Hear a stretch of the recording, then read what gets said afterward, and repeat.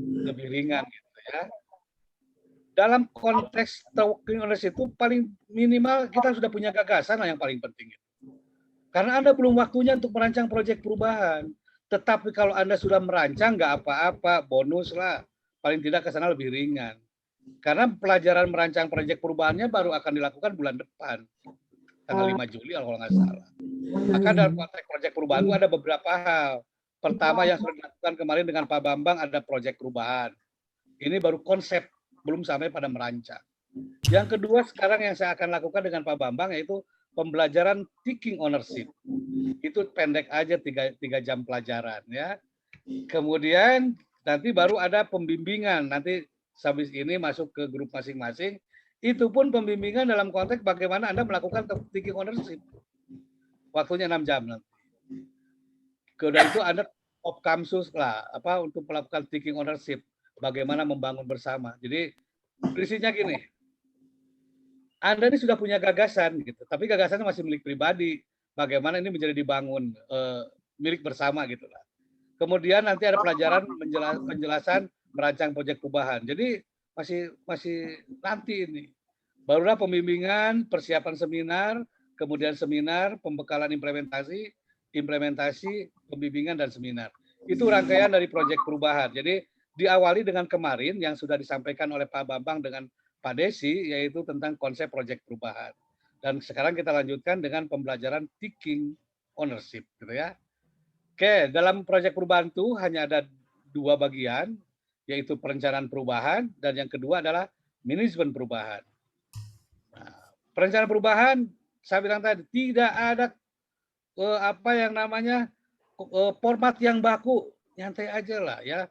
Kita sering ngomong tentang apa namanya bagaimana berkreativitas, tetapi untuk membuat sebuah ini aja kayak format jadi dibakukan, maka ruang kreativitas Bapak dan Ibu nanti tertutup lah gitu ya. Tetapi walaupun dibatasi tidak walaupun dibebaskan, tentu ada beberapa hal yang harus ada ya. Harus ada judul, harus ada deskripsi proyek perubahan, harus ada yang melatar belakanginya, harus ada tujuan dan manfaatnya, harus ada output dan outcome-nya, harus ada tahapannya, dan harus ada rencana strategi marketing. Artinya dalam sebuah proyek perubahan, ini minimal yang harus ada.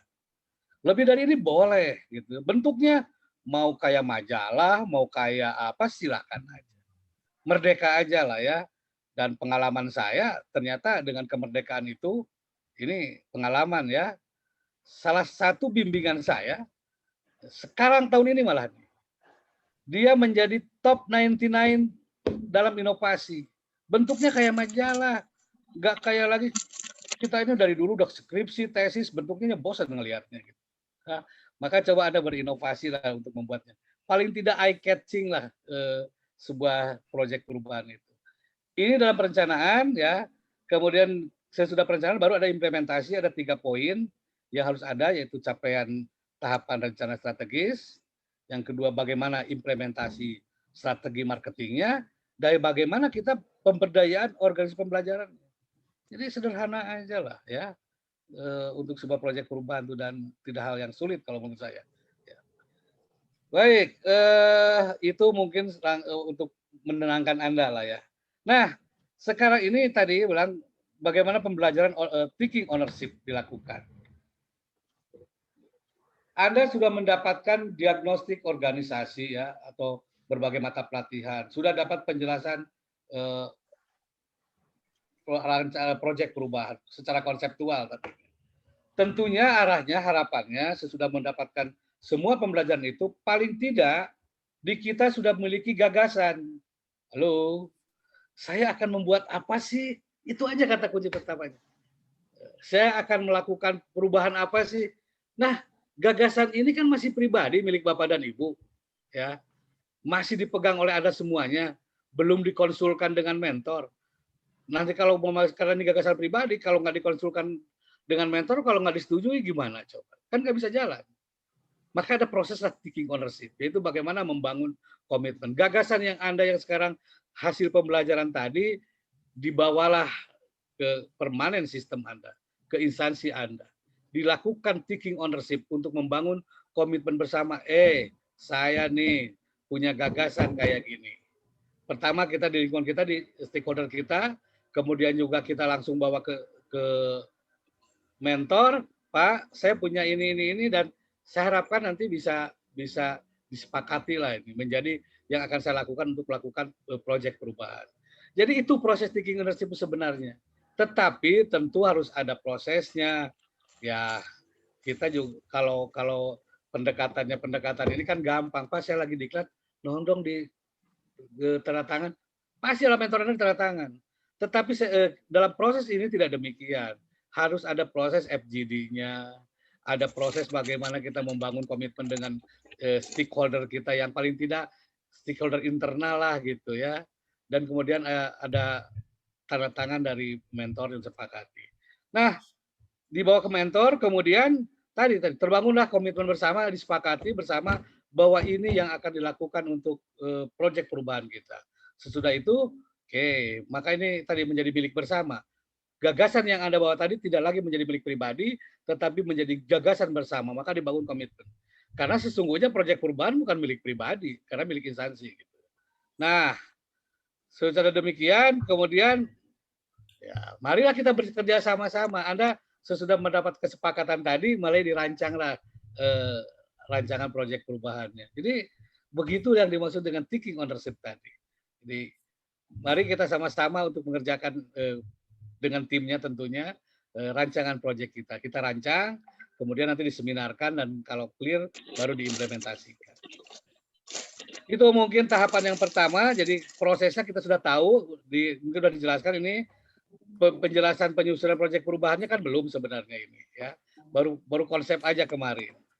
Anda bisa mendiagnosa masalah, bisa mendiagnosa di sini bagaimana identifikasi masalah, pemecahan masalahnya, kemudian merumuskan beberapa gagasan proyek perubahan. Jadi langkah pertamanya Anda coba, masalah apa sih yang hadapi? Kalau sudah dihadapi masalahnya, identifikasi bagaimana alternatif pemecahan. Kalau sudah memiliki alternatif, rumuskan beberapa gagasan, saya akan ini gagasannya. Nah, gagasan inilah yang dikomunikasikan dalam proses taking ownership dengan mentor, dengan stakeholder, dengan coach. Dengan coach nanti jam 10. Ya, Pak, saya punya gagasan ini, dan stakeholdernya inilah kira-kira ke depan. Gimana pandangan Bapak? Ini hasil dari, ya mungkin dari permasalahan yang dihadapi ini. Dan ini gagasannya. Nah, kalau sudah clear gagasan tadi terpilih, kemudian dianggap invisible ya dan sangat mungkin diimplementasikan, maka mulailah Anda menulis rancangan proyek perubahan. Jadi kalau kemarin saya keren banget kelas ini kalau ngelihat dari yang disampaikan Pak Bambang, ternyata dalam presentasi kemarin sudah kayak mendesain rancangan proyek perubahan. Nggak apa-apa, ya anggap udah maju lah gitu ya. Tapi jangan terlalu jadi pikiran kok ini kurang, karena masih banyak waktu kita.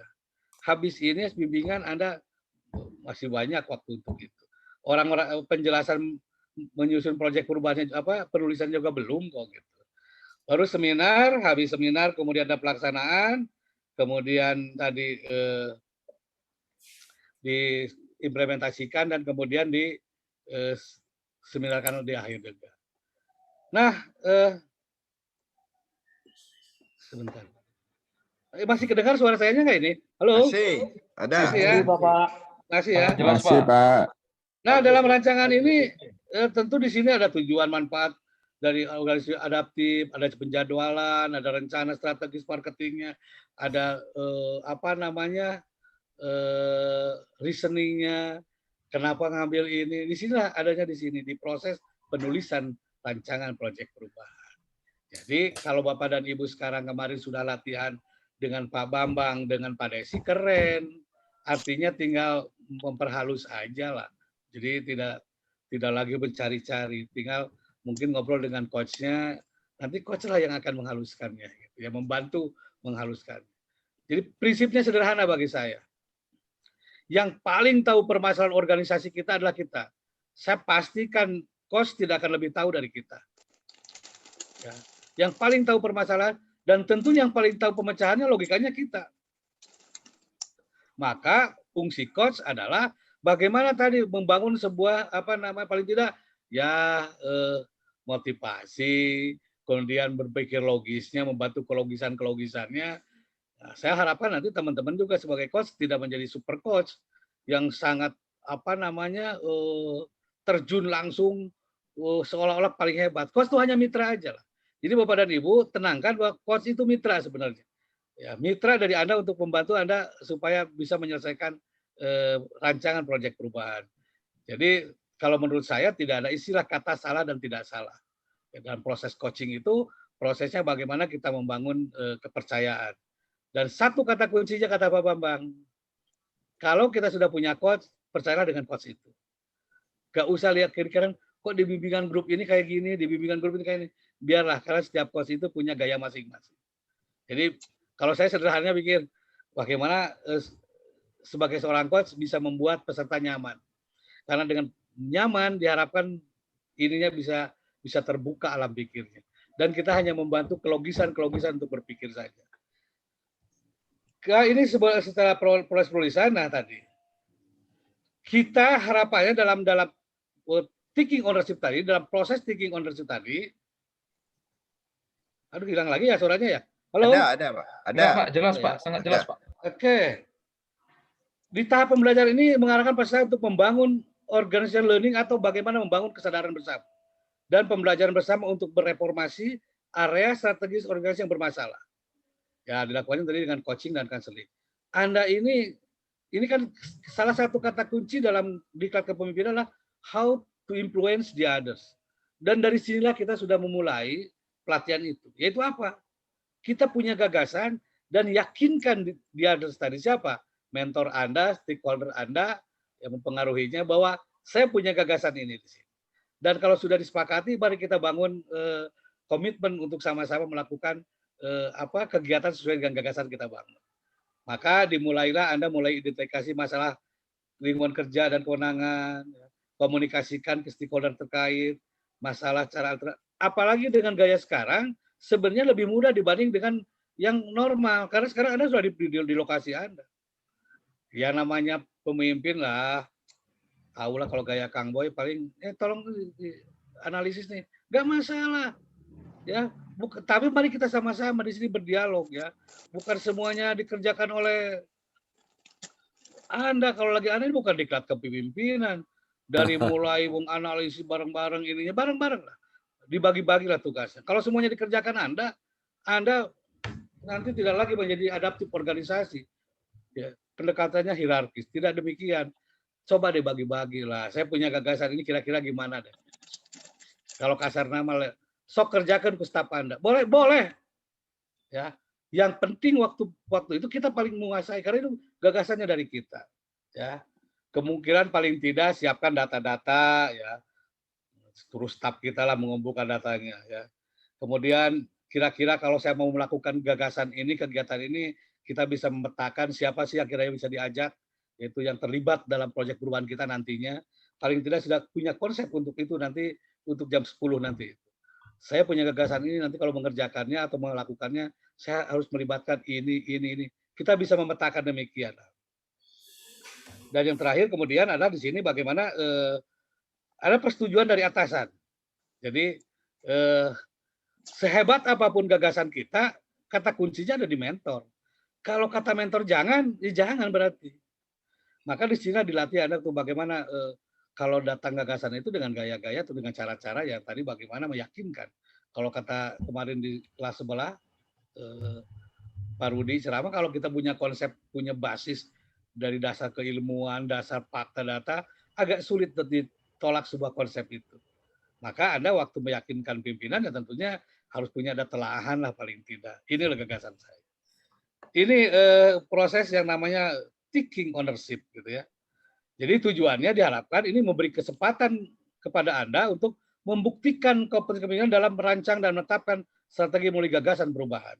Satu itu. Yang kedua yaitu bagaimana kita bisa terbangun komitmen dengan mentor, dengan tentang skop area perubahan yang terpilih ya. Ada komitmen bersama juga dengan stakeholder dalam dokumen gagasan atau rancangan perubahan tadi. Jadi harapannya tadi paling tidak jangan terlalu nyantai aja lah. Yang penting berangkat dulu, nanti yakinkan dulu pimpinan lah. Kalau dari sekarang sudah dibuat terus wah ngotot-ngototan di sini bahwa ini terbaik, kemudian dibawa ke lapangan ditolak oleh Pak Bupati, oleh Pak Sekda, oleh yang jadi mentor kita, terus mau apa kita? Nah, tetapi tentu kita juga harus punya trik-trik supaya ini bisa disepakati. Begitu mungkin ya. Dan persiapannya apa yang dilakukan dalam thinking ownership ini? Pertama, telah jelas penunjukan penugasan coach dan mentor. Oke, udah clear. Saya sudah punya coach, Anda sudah punya coach. Anda juga yakin sudah ada penunjukan siapa mentor Anda? Karena kalau dalam konteks konsep di Klatim, PKN 2, mentor sesungguhnya adalah atasan langsung. Tapi tidak harga mati gitu ya. Kalau atasan langsungnya Pak Sekda sibuk, ya bahkan di beberapa daerah, Garut tuh biasanya Pak Bupati langsung jadi mentornya, pengalaman saya gitu ya. Ya tentunya yang penting ada penugasan siapa yang menjadi mentor kita. Karena ini yang akan lakukan untuk membangun komitmen bersama tadi. Paling tidak Bapak dan Ibu sudah paham tentang bagaimana sih konsep proyek perubahan. Ini sudah dijelaskan kemarin oleh Pak Bambang dan Pak Desi ya. Bahkan advance ya Pak Bambang, sampai mereka bisa mendesain draft RPP, keren banget gitu ya. Jadi nggak apa-apa gitu ya. Yang ketiga, peserta telah mempunyai bayangan tentang itu tadi. Supaya nggak panik lah, minimal di thinking ownership itu bayangan tentang isu atau masalah hasil penerapan analisis situasi. Ya, hasil diagnostik reading lah. Ya. Dan analisis inovasinya, apa yang gagasan yang inovatif untuk memecahkan masalah tadi. Sebagai bahan diskusi dengan mentor dan coach. Halo, nggak usah panik, nyantai aja. Di thinking ownership yang nanti, yang bimbingan tadi dengan coach, minimal saya bilang tadi, kita sudah punya gagasan. Baru bayangan lah, itu bayang gagasan, ya, tentang gagasan kisah dan inovasinya. Untuk bahan apa? Untuk bahan ngobrol lah. Dengan siapa? Dengan coach dan mentor. Halo, kok usah kita harus punya draft rancangan terlalu jauh advance kayak gitu. Kita ya, tapi kalau Anda mampu ke sana nggak masalah, silahkan saja. Tetapi tentu ini supaya nyantai, bahwa ini bukan kerjaan yang berat-berat banget, biasa aja lah, punya gagasan juga lah cukup, punya inovasi lah cukup. Kemudian peserta mulai membuka wawasan. Nah, berpikirlah kalau sudah punya wawasan, punya gagasan tadi, punya inovasinya. Kalau saya melakukan ini, kira-kira stakeholder siapa yang terkait kita? Atau yang terkena dampak dalam kalau kita laksanakan. Paling tidak sudah punyalah bayang-bayangnya lah. Kalau saya melakukan ini, kira-kira yang terkena dampak kalau sudah institusional ini, kalau swasta ini. Bahkan saya nggak tahu ini masalah selera coach gitu ya. Yang namanya diagnostic reading, kalau sudah punya gagasan ya, yang pengalaman saya sih selama ini, ya, Bapak Ibu nih punya pengalaman, punya pendidikan. Menentukan permasalahan yang dihadapi aja mungkin saja dengan profesional judgment. Ini loh yang saya hadapi ini sebenarnya. Dan datanya ini. Ya. Jadi tidak perlu lagi pakai analisis yang sewot, apalah, capek lihatnya gitu. Mari kita gunakan profesional judgment. Maka berdasarkan pengalaman saya, lihat dari data dan fakta, ini masalah yang dihadapi saya. Dan saya punya gagasan ini. No problem kalau menurut saya kayak gitu. Tetapi didukung oleh data dan fakta. Nah, jadi tidak, kadang-kadang orang ribet dengan analisisnya, menggunakan USG, menggunakan sewot, menggunakan fishbone dan lain sebagainya. Ya kalau di kepala pikir itu yang diangkat, ya itu aja tetap yang diangkatnya gitu. Walaupun dianalisis pakai berbagai pisau analisis. Maka bagi saya sederhana tadi, gunakanlah professional judgment tadi. Ya. Atau mungkin ini hasil diskusi dengan para stakeholder, dengan staf saya, ini yang diangkat. Ini soheh kok untuk mengangkat kayak gitu. Ya, sesudah ini kan akan ada off campus gitu ya, yang disebutkan masa thinking ownership. Ya paling tidak kita sudah punya lah desain untuk selama minggu ini. Saya nggak tahu, kayaknya nggak 2 minggu dalam proses ini. Kalau dalam yang klasikal 2 minggu gitu ya. Anda begitu nanti sudah punya gagasan, sudah tadi siang sampai sore sudah ngobrol dengan coach, maka langkah pertama saya begitu kembali ke instansi, apa yang harus dilakukan? Pertama, apakah langsung menghadap mentor, ataukah akan aku melakukan FGD dulu dengan atau dengan staff, kemudian memetakan stakeholder. Nah, itu silakan Anda mendesain itu, gitu ya. Dan itu dijadikan alat-alat bukti kita bahwa proses ini berjalan dengan baik. Kemudian bagaimana thinking ownership itu, yaitu membangun komitmen bersama, ya common ground rules, dengan sejumlah pemangku kepentingan untuk melaksanakan perubahan terkait dengan area kegiatan unit organisasi. Dan Bapak Ibu nggak usah terlalu bingung, karena Anda nggak bekerja sendiri. Ya. Paling tidak untuk merancang kita didampingi oleh coach, kemudian ada mentor, dan tentu ada stakeholder. Ya. Jadi langkah pertamanya adalah begitu kembali ke kampus ke permanent system, sok bangun dulu lah komitmen bersama dengan berbagai stakeholder. Kalau saya mau melakukan ini, kira-kira stakeholder yang harus diajak ke siapa? Ajaklah ngobrol, ajak FGD, direkam, dipoto, ada undangannya, kemudian ditulis notulensi hasilnya sebagai evidence. Karena dalam proyek perubahan ini tidak bukan hanya sekedar paper based, tapi jauh yang paling penting adalah evidence based. Jadi saya masih ingat mungkin Pak Bambang, almarhum penggagas diklat ini, Profesor Agus, dia bilang gini, gak usah ribet-ribet membuat laporan, bawa tuh hasil proyek perubahan ke sini. Kalau umpamanya hasilnya sebuah poster, bawa tuh posternya ke sini. Artinya, tapi kita tidak sesederhana itu, tetap harus membuat laporannya gitu. Ini menunjukkan bahwa jauh lebih penting Anda bisa membuktikan bahwa Anda telah melakukan semua proses yang telah dirancang tadi. Nah, termasuk dalam proses taking ownership. Bagaimana membangun komitmen tadi. Paling tidak ya ada kesepakatan lah, komitmen bersama ditandatangani sama-sama gitu. Oke, jadi hasilnya itu kalau Anda taking ownership adalah kesepakatan penetapan gagasan proyek perubahan, bukan rancangan proyek perubahan.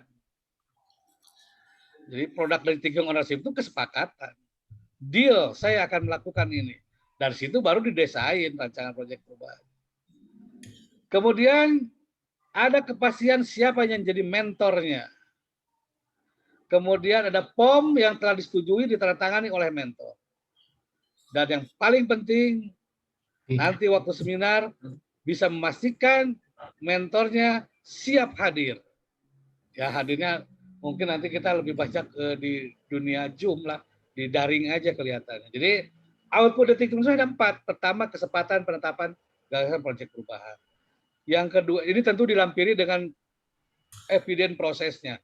Proses FGD, proses proses bagaimana kita meyakinkan pimpinan bahwa ini sepakat gitu, bahwa ini yang akan kita pilih. Kedua, kepastian penunjukan mentor. Ketiga, ada POM persetujuan yang telah disetujui yang ditandatangani oleh mentor. Ya, nanti saya kasih contohnya, formatnya bebas aja lah. Tapi intinya sepakat tentang itu gitu ya. Kemudian terjadwalnya memastikan bahwa kalau sudah menyepakati kan ini komitmen. Tolong dong Pak Mentor nanti waktu saya seminar bisa hadir juga kan gitu. Dan nanti mentor itu dalam proses seminar tidak lagi dalam konteks mengkritisi rancangan yang kita buat. Karena sesungguhnya rancangan itu disusun juga selalu dikonsulkan dengan mentor. Maka fungsi mentor dalam rancangan ini, dalam seminar adalah bagaimana dia memberikan penguatan-penguatan terhadap gagasan kita. Gitu ya. Tapi tentu dia memahami substansinya. Jangan hanya bilang, wah saya mendukung, tapi dia tengarti, jangan sampai begitu. Oke, nah kayak ginilah modelnya. Ya, POM persetujuan mentor, nama, ini contoh aja lah. Nama ini gagasan perubahannya aja, setuju, sepakat. Gitu aja ya. Dilampirilah nanti mungkin dengan daftar hadir waktu seminar, notulensi dan lain sebagainya. Ini yang dalam proses taking ownership itu. Baik, Mas Bam. Siap. Silakan Mas Bam, dikasih tambahan Mas Bam. Ya, mangga. Silakan. Jadi ini form ini juga bisa bervariasi ya. Bebas, Tapi kan ini hanya contoh aja. betul.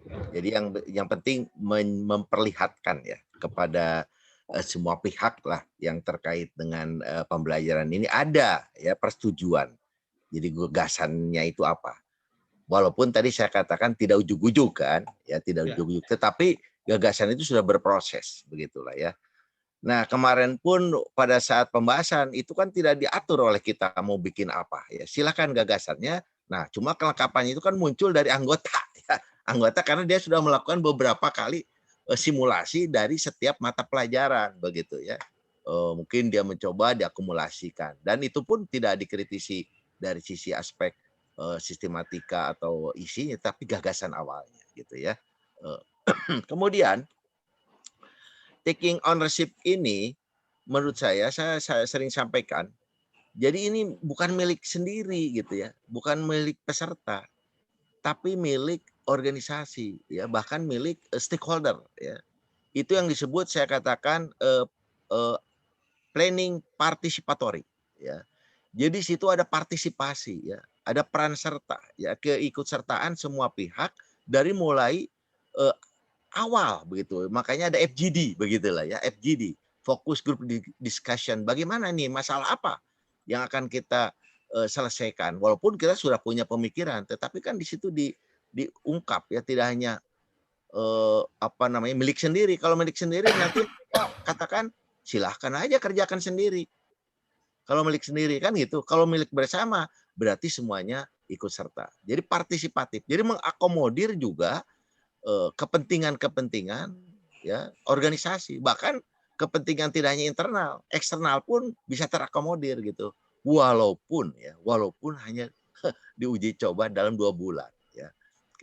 Tapi kalau Gatot Kaca kan dia sudah kuat gitu ya, bisa memprediksi tidak hanya selesai dalam 2 bulan begitu ya, bisa dilanjutkan. Makanya ada jangka menengah, ada jangka panjang. Nah, itu pun nanti kan keikutsertaan semua stakeholder termasuk tim efektif itu ada di dalamnya. Jadi kalaupun nanti Bapak Ibu dimutasi, ini kan timnya sudah milik bersama. Siapapun pimpinannya di situ sudah tahu ya apa sebetulnya isu utama, masalah utama yang sebaiknya diselesaikan. Dan terkadang banyak Bapak Ibu peserta mengatakan, kenapa saya harus menganalisis masalah, ya harus mengetahui masalah. Di saya ini nggak pernah ada masalah kok. Ya semuanya juga berjalan dengan baik. Itu kan bisa saja terjadi tadi, makanya didukung oleh data, ya data, fakta, informasi. Kalaupun tidak ada yang disebut masalah, sudah baik. Coba bagaimana ditingkatkan supaya lebih baik, kan gitu. Ya, sudah baik bisa lebih baik lagi, gitu ya. Jadi kelihatan ya perbedaannya setelah Bapak mengikuti tadi di Chandra di muka, digodok ya dengan mengikuti berbagai mata pelajaran termasuk narasumber kemarin dari CSIS kan luar biasa itu, ya. Memberikan bagaimana memotivasi Bapak Ibu dan hasilnya pun Bapak Ibu sudah bisa menyerap apa yang perlu dilakukan. Nah itu kan sesuatu yang hebat tadi, betul tadi Bapak Ibu ini apa diibaratkan Pak Gum ini Gatot Kaca ya bisa terbang gitu ya. Nah, jadi kita harus optimis lah begitu ya. Apalagi kemarin asisten, staf ahli, saya nggak punya staf dan sebagainya. Insya Allah bisa, ya. Ada pembimbing, ada pembimbingan. Banyak yang sudah melaksanakan dan bisa. Ya. Tadi kalau Pak Gum bilang proper itu cetek lah, gitu ya, cetek, jangan dianggap sulit gitu ya. Nah, cetek dari bahasa Sunda Pak Gum, ada yang nggak ngerti ya. Cengkal, Pak. Ya, itu masalah duniawi, deet, ya, masalah duniawi gitu. Jadi Bapak Ibu tenang saja ya. Yang penting Bapak sudah mempunyai ilmu ya, masukan. Jadi harus ada bedanya dong sebelum mengikuti pelatihan dengan yang sesudahnya. Sehingga bagaimana bisa meyakinkan tadi pimpinan ya, staf sama stakeholder gitu. Ini loh begitu ya. Mari kita bersama. Jadi jangan, saya sering mengatakan kalau Bapak Ibu begitu apalagi wah saya udah banyak masukan nih dari teman-teman udah dibahas di kelompok. Tadi Pak Gugum bilang draft rancangan, langsung aja dibeberkan, dipresentasikan, langsung semuanya itu geleng-geleng, mantuk-mantuk, bagus, silakan kerjakan sendiri. Gimana kalau begitu?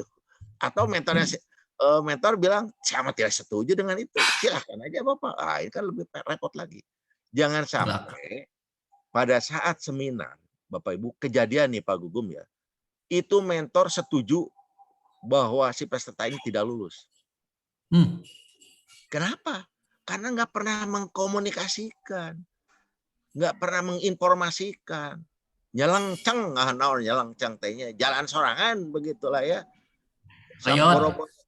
Boro-boro ngerti mentor gitu ya. Nah ini penting ya. Jadi di sini taking ownership adalah merupakan tahapan untuk menjadi milik bersama, ya, tidak menjadi milik sendiri. Makanya tadi participatory planning, ya, perencanaan partisipatif. Makanya ada dialog strategis. Di mana itu dilakukan? Kan kemarin ada dialog dengan level utama, menengah, level teknis. Itu kan ilmu-ilmu alat-alat untuk bagaimana kita bisa menyampaikan informasi itu, termasuk bagaimana ini Bapak Ibu dalam 1 minggu ke depan kurang lebih itu mempromosikan, ya, sebelum nanti dipromosikan lebih luas lagi begitu. Begitu mungkin Pak Gum, saya ingin juga memberikan semangat ya, karena ini hal yang cetek duniawi lah gitu. Silakan Pak Gum. Baik, sekarang mari kita buka yang ruang diskusi, kita ngobrol aja lah. Ya, boleh ya. Keluar agak konteks sedikit, tapi konteksnya tetap masih dalam konteks proyek perubahan. Ya. Silakan, Mangga, ada yang mau disampaikan? Ya, ditutup dulu Pak Gum, stop screen-nya ya. Punten Pak Gum. Siap, Kang Boy, Mangga. Ya. Siap. Pak Bambang dan Pak Gugum, justru kalau dari sisi pelaksanaan tadi itu masih bisa dilaksanakan. Hanya pengalaman kemarin Pak Gugum dan Pak Bambang, pas begitu penutupan saya harus nanda tangan surat pernyataan untuk pelaksanaan satu proper gitu ya. Ini yang paling berat sebetulnya memang duniawi, tapi janji naik Pak Bambang lebih beratnya gitu. Jadi saya kemarin baru jadi komentor saja udah berat gitu, udah kesangan Pak Gugum kemarin komentor RLA gitu ya. Karena pas begitu di ujung saya harus menandatangani surat pernyataan untuk mendukung pelaksanaan proper yang dibuat oleh sekretaris saya Pak gitu, sekdi saya. Ya. Pak Sekda nggak mauan gitu. Pak Sekda katanya wah itu kadis aja katanya gitu. Itu Pak Gum.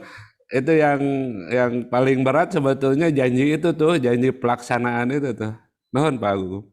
Baik, terima kasih Kang Boy. Janji itu gini ya. Nah, komitmen itu sebenarnya siapapun yang bisa nagih. Tadi. Yang paling bisa nagih adalah diri sendiri, hati Anda. Lalu nggak bakalan apa-apa kalau umpamanya Pak ini nggak melaksanakan, mungkin kalau dalam konteks rancangan proyek perubahan ke Epiden, ya resikonya paling tidak lulus umpamanya kayak gitu ya. Tapi kelanjutannya kan urusan Anda dengan organisasi, dengan sana, mungkin ke sana tadi. Memang itu berat, ukurannya di sini, yakinlah tidak semudah membalikan tangan karena urusannya urusan hati ini. Yakinlah Pak Boy juga urusan hati. Ini kalau orang Sunda bilang, mohon maaf nih agak beda nih. Yang lain yang non Sunda agak anjrit, aing sudah tanda tangan ini.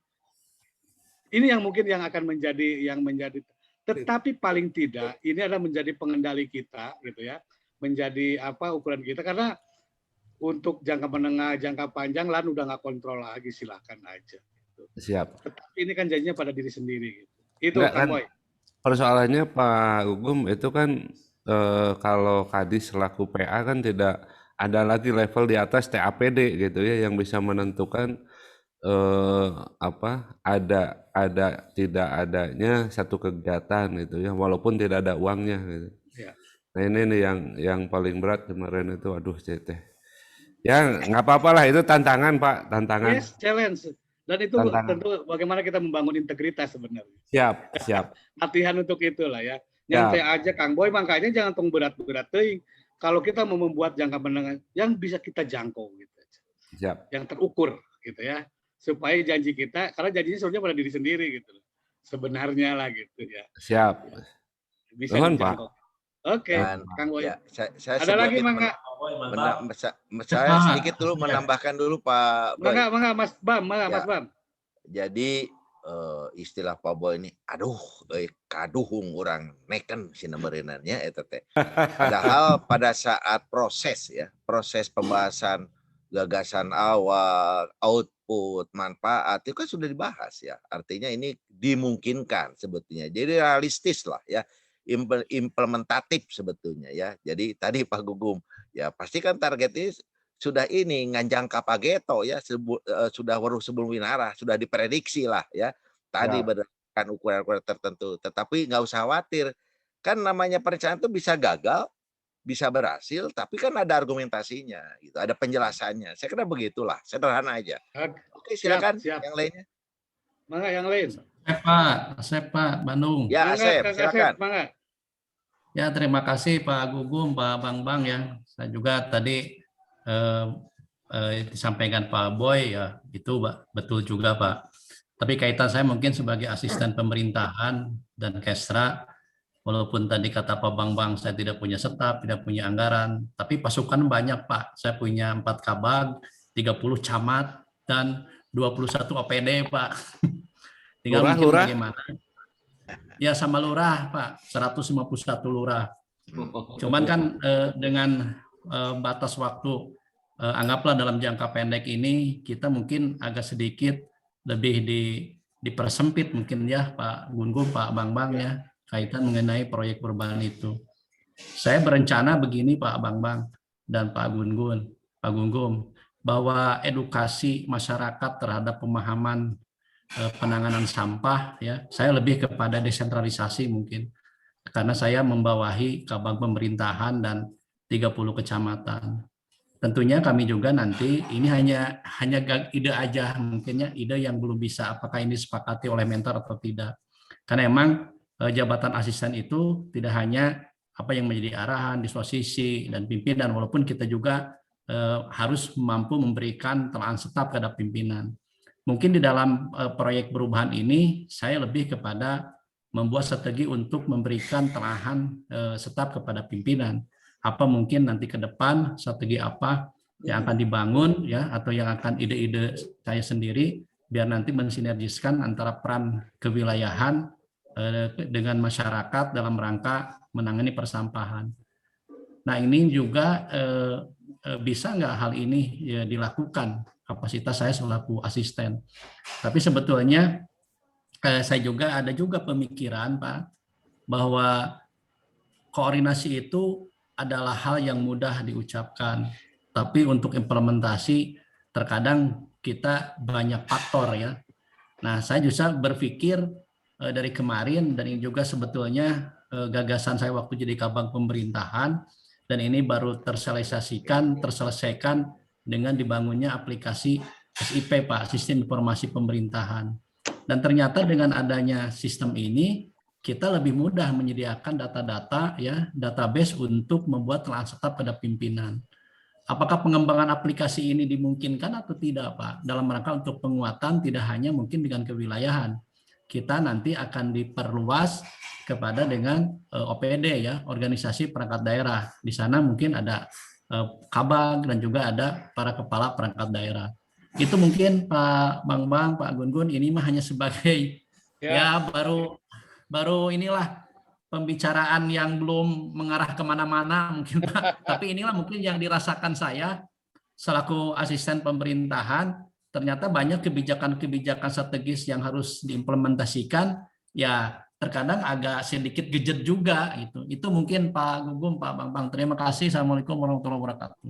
Waalaikumsalam. Enggak, Mas Bam, silakan Mas Bam. Ya, jadi pada prinsipnya ya, Bapak Ibu sekalian, itu kan tadi Pak Gugum mengatakan Bapak Ibu sendirilah yang lebih tahu ya dibandingkan dengan coach.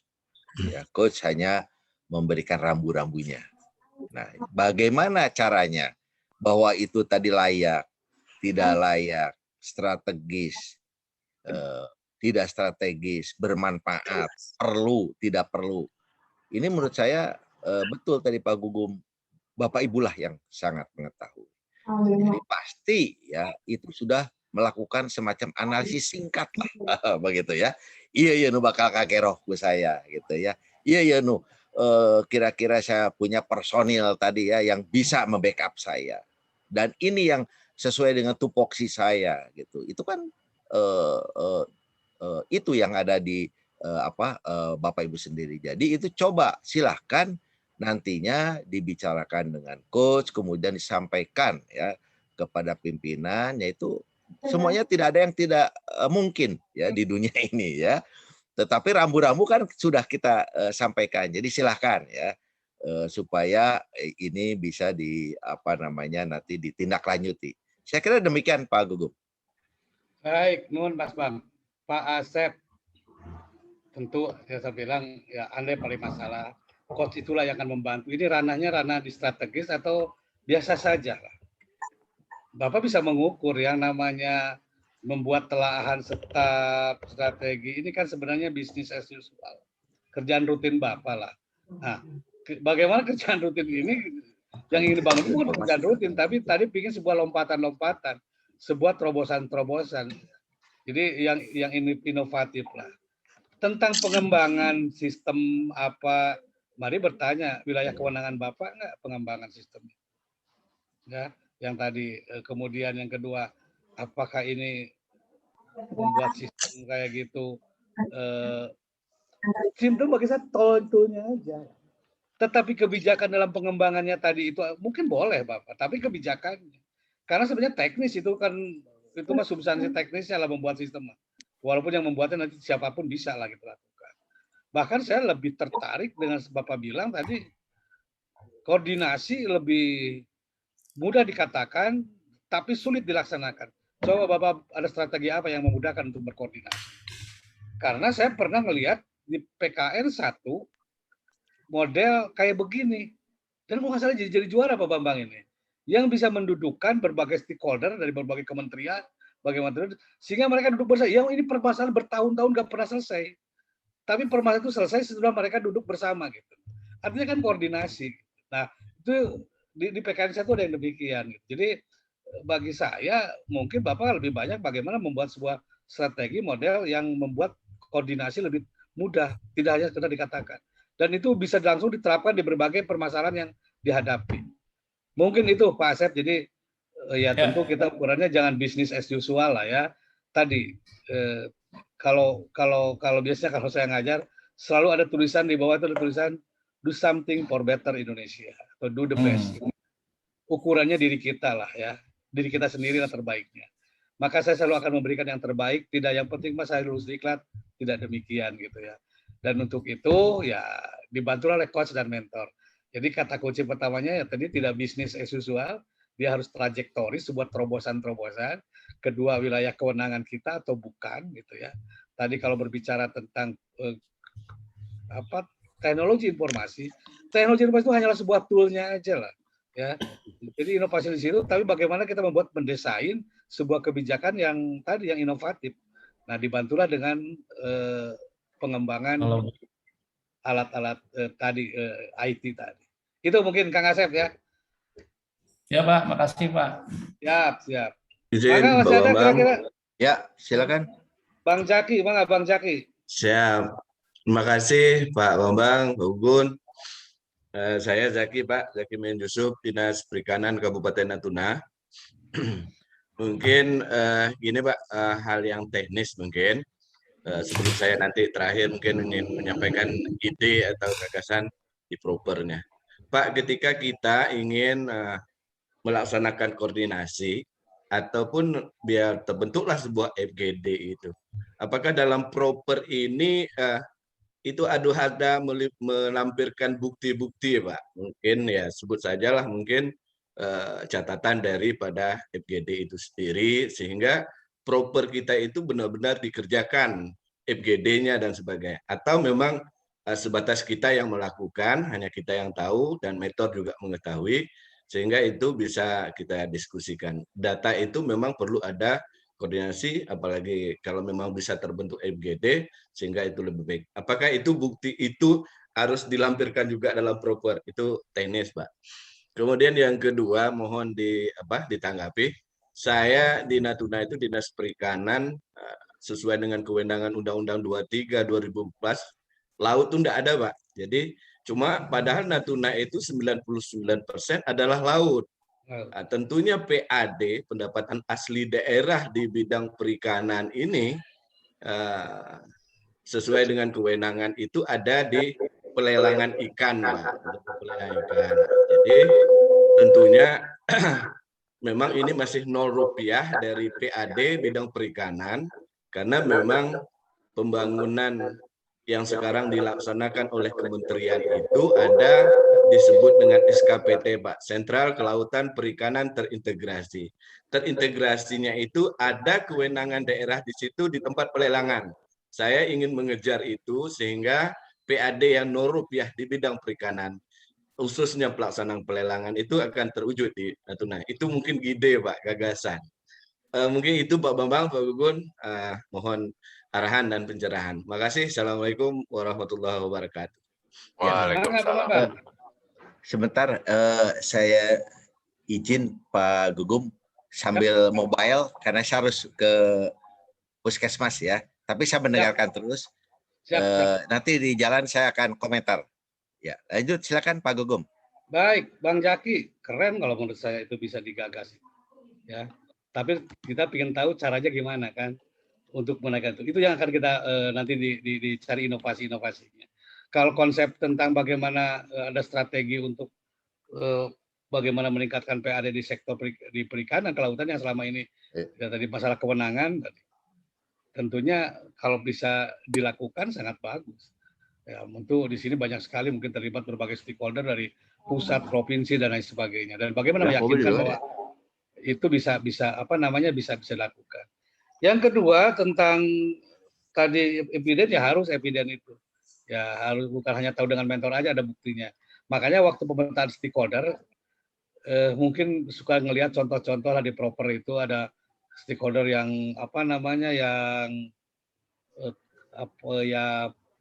promoters, laten, apatetik ya, dan defender. Itu saya berharap teman-teman bisa membunyikannya. Kenapa dia di defender, kenapa dia di promoters, kenapa dia di apatetik. Dan selain itu, selain bisa membunyikan, juga bagaimana kita bisa memetakan sebenarnya perannya apa. Karena kok stakeholder ini menjadi stakeholder kita, perannya apa dalam proyek perubahan kita. Dan kita bisa membuktikan dari hasil peran-peran tadi. Maka tentu secara teknis, ya harus ada eviden yang menunjukkan bahwa dia itu ada sebuah produk dari penempatan stakeholder tadi. Begitu Bang Jaki, jadi harus ada lah. Paling tidak umpamanya kalau dalam sebuah FGD, dia undang, dia rapat, dia hadir, kemudian di catatan notulennya ada sebuah yang disampaikan dari stakeholder itu apa. Kan bisa membuktikan itu. Sebenarnya hadirnya stakeholder juga dalam sebuah undangan yang kita lakukan, itu juga sebenarnya bentuk support, dukungan dari stakeholder. Karena gini, pemetaan stakeholder itu sebenarnya sederhananya gini, kalau kita mau melakukan perubahan, belum tentu semua orang akan sepakat untuk itu. Ada yang pro, ada yang kontra gitu ya. Ada yang diam saja. Maka nanti dibutuhkan, tadi mungkin kalau Pak Desi bilang dialog strategis, kalau saya bilang mungkin bagaimana strategi komunikasi menghadapi para stakeholder yang tadinya mendukung menjadi tambah mendukung, yang tidak mendukung menjadi mendukung gitu ya. Yang biasa saja juga menjadi mendukung. Tapi mendukungnya dalam konteks apa? Perannya apa? Jangan ya hanya formalitas mah gampang lah. Bikin sebuah format, saya nama ini, jabatan ini mendukung proyek perubahan Pak Jaki, gampang buat kayak gitu. Tetapi dukungannya bentuk apa sebenarnya? Nah, itu gitu Bang Jaki ya. Siap. Terima kasih Pak Gun. Clear? Ya. Pak Gunggung. Mangga Pak Asep Riyadi.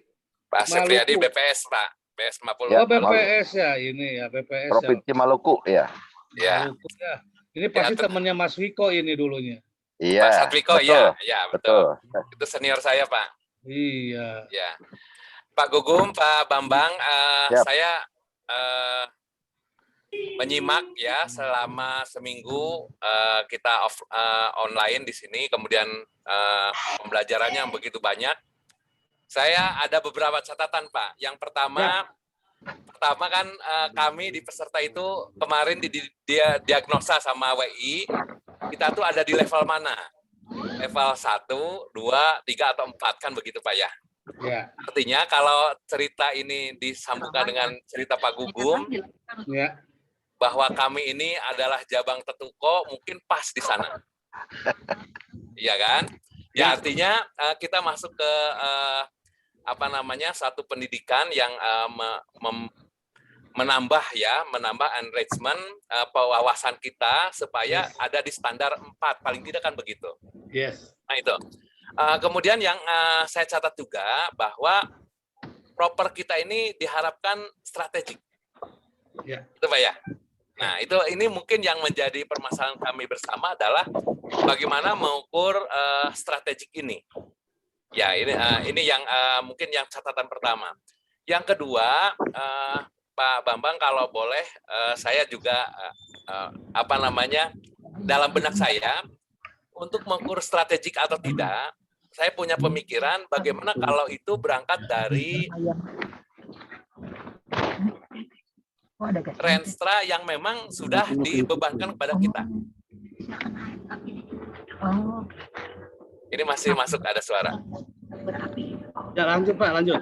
Oke. Dari rencana strategis itu kita kan juga dibebankan oleh namanya perjanjian kinerja, Pak. Ya kan, perjanjian kinerja. Di mana perjanjian kinerja itu kita juga ada kewajiban-kewajiban sesuai dengan tujuan dan sasaran. Nah, maksud saya dalam diagnostic reading itu saya berangkatnya dari sana, Pak, mengukur strategik, kemudian apa permasalahan itu dari tujuan dan sasaran.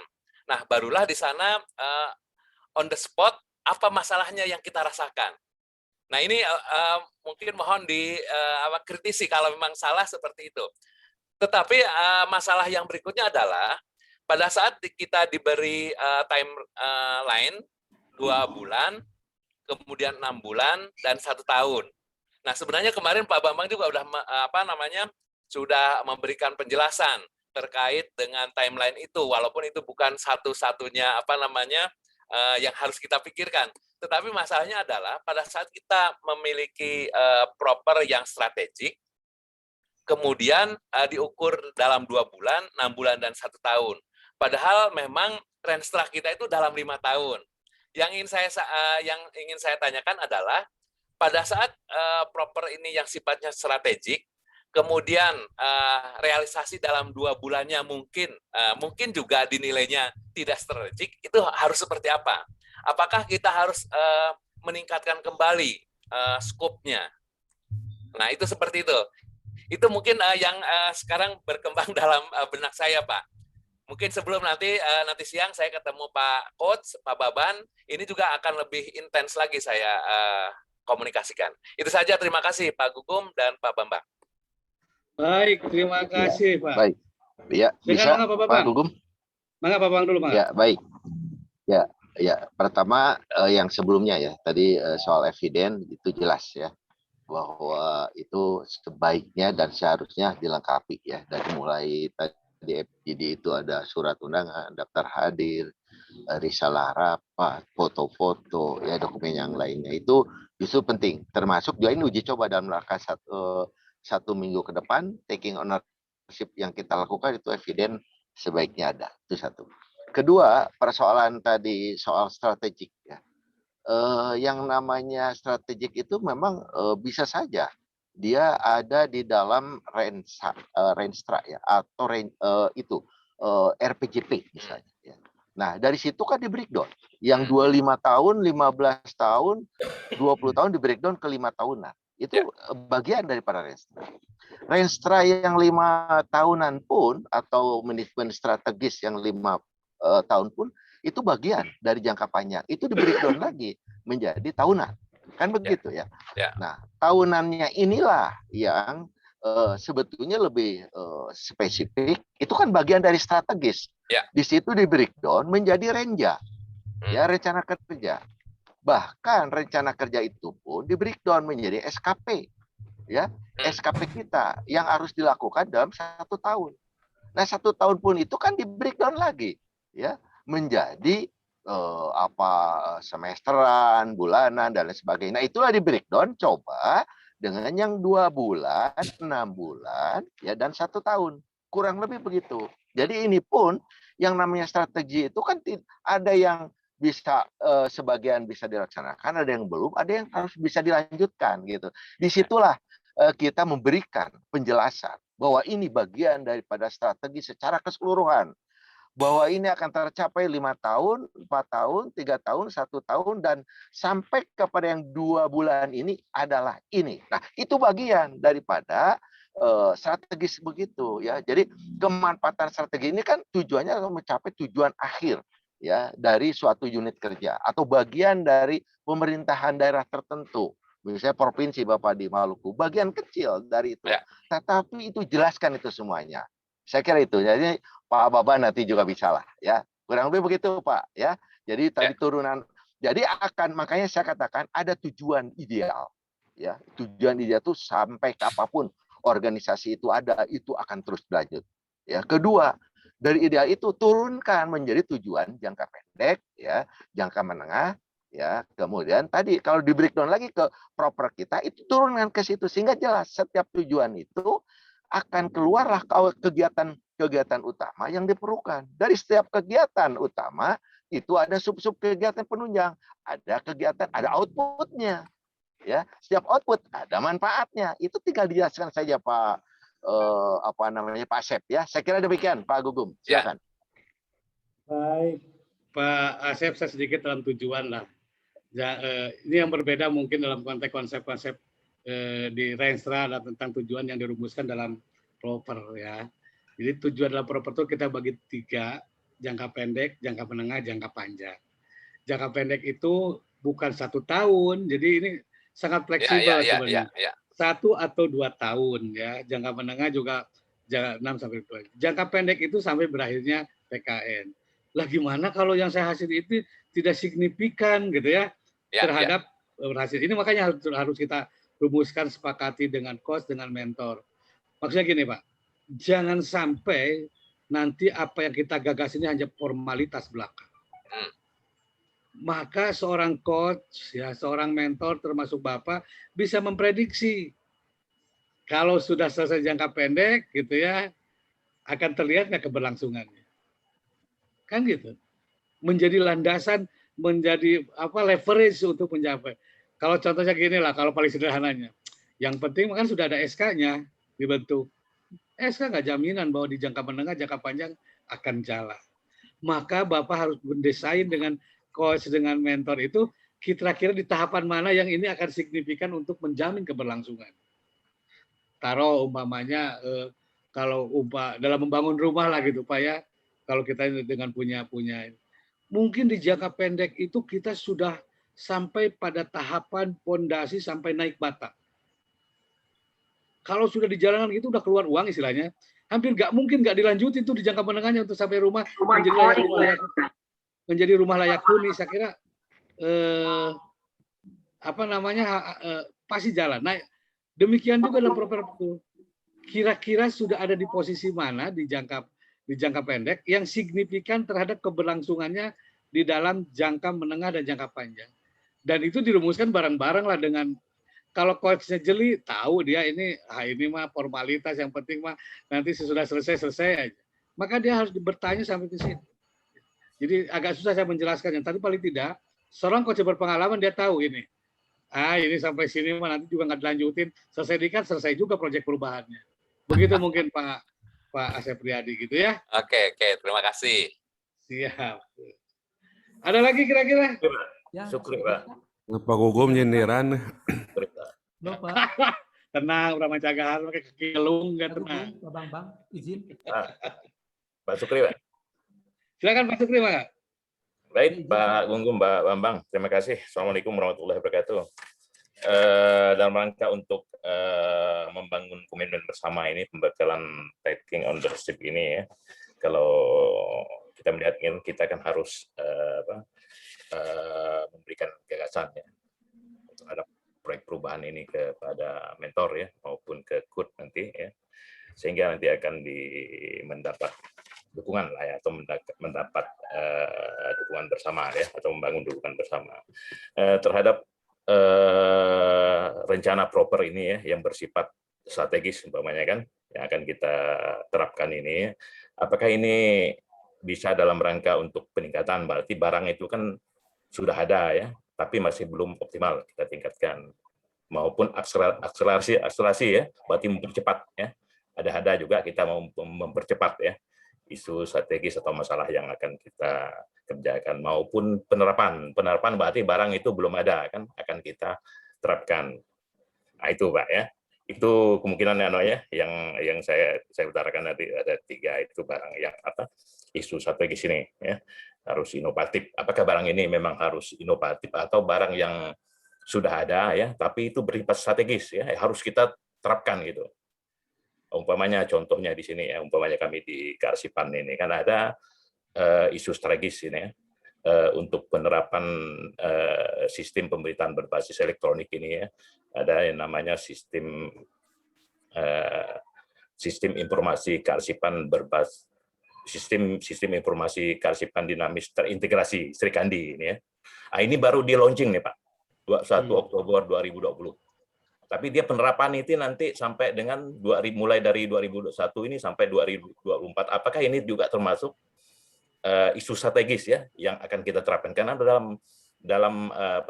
dalam Srikandi itu ya, sistem informasi kearsipan dinamis integrasi itu ya, mulai dari surat masuk, surat keluar ya, pengolahan sampai dengan pemusnahan maupun tanda tangan elektronik itu nanti semuanya serba digital itu Pak, serba digital. Apakah ini termasuk strategis gitu Pak? Nah itu. Saya mungkin demikian Pak. Terima kasih. Assalamualaikum. Baik, tentunya Bapak harus mengukur dulu kriterianya strategis itu apa, berdampak luas, bla bla bla bla. Bisa nggak tadi terhadap juga pencapaian organisasi? Bapak izin dulu ke sana gitu ya, sampai kriteria jelas. Yang kedua jangan sampai begini maksud saya. Itu kan kayak akselerasi tadi. Sudah dikajikan layak punya data fakta sejak Srikandi itu muncul tidak berjalan dengan baiknya bagaimana? Penyebabnya apa? Harus ketahuan dulu di situnya, Pak. Ya, penyebabnya apa? Apakah memang perlu dengan sebuah proyek perubahan yang di level Bapak atau tidak? Kan bisa mengukur sampai ke sana gitu ya.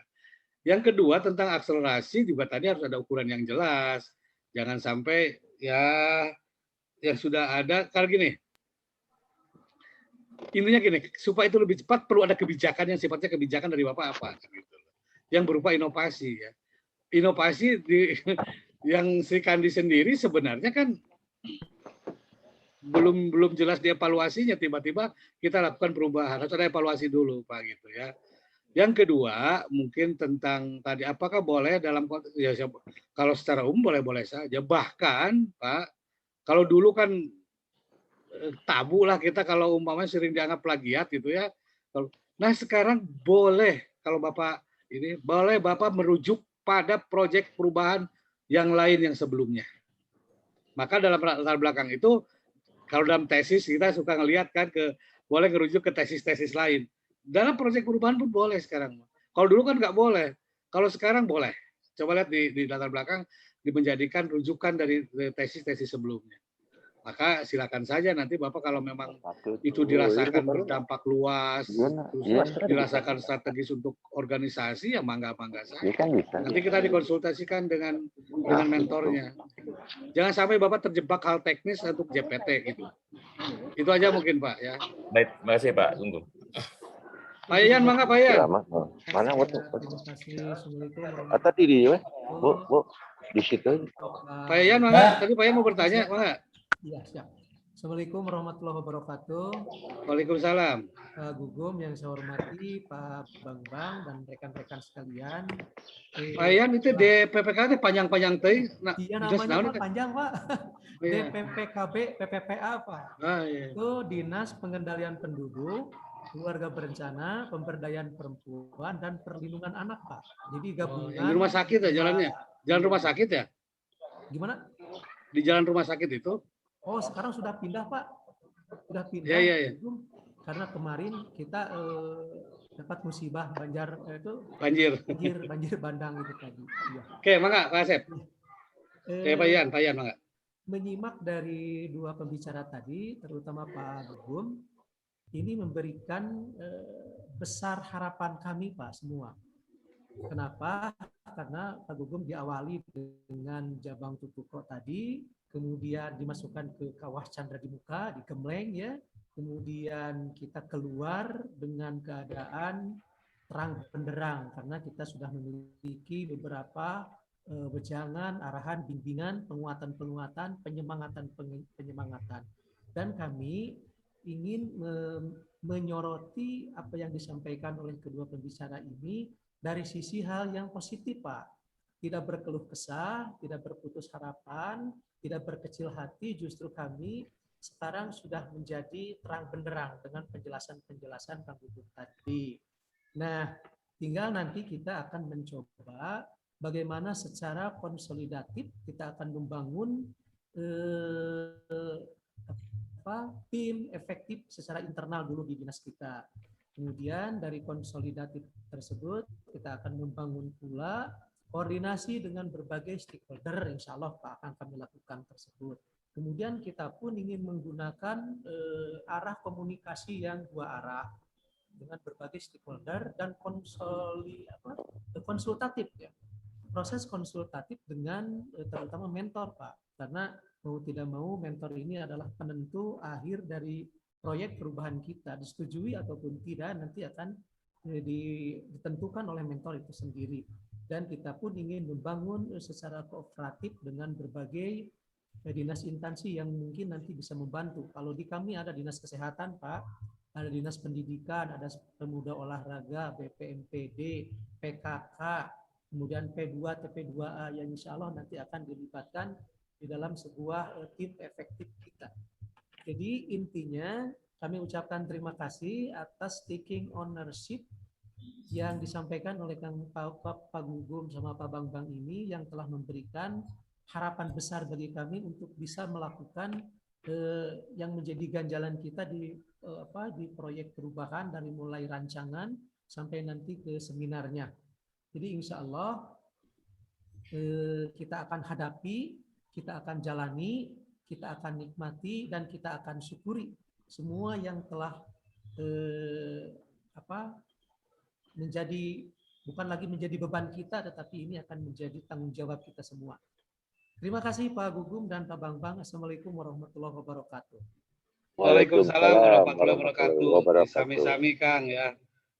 Mudah-mudahan lah bisa memberikan pencerahan gitu ya. Saya kira dari Pak gak ada permasalahan dari Pak Yayan. Yang lain silakan Mangga. Sebelum saya lanjutkan. Izin Pak. Mangga, saya izinkan. Mangga. Pak Swadi ya? Iya Pak. Terima kasih Pak. Assalamualaikum warahmatullahi wabarakatuh. Waalaikumsalam. Maaf ini Pak di kendaraan. Nyantai aja lah. Iya Pak. Udah hati-hati aja di jalannya lah. Iya Pak. Makasih Pak. Jadi saya ini punya gagasan Pak. Saya di BPKD Tanggamus. Nah di BPKD ini kan banyak tupoksi-tupoksi yang terkait dengan pengelolaan keuangan daerah. Nah, jadi dalam gagasan ini kita mau mengintervensi bagaimana pengelolaan keuangan daerah itu ya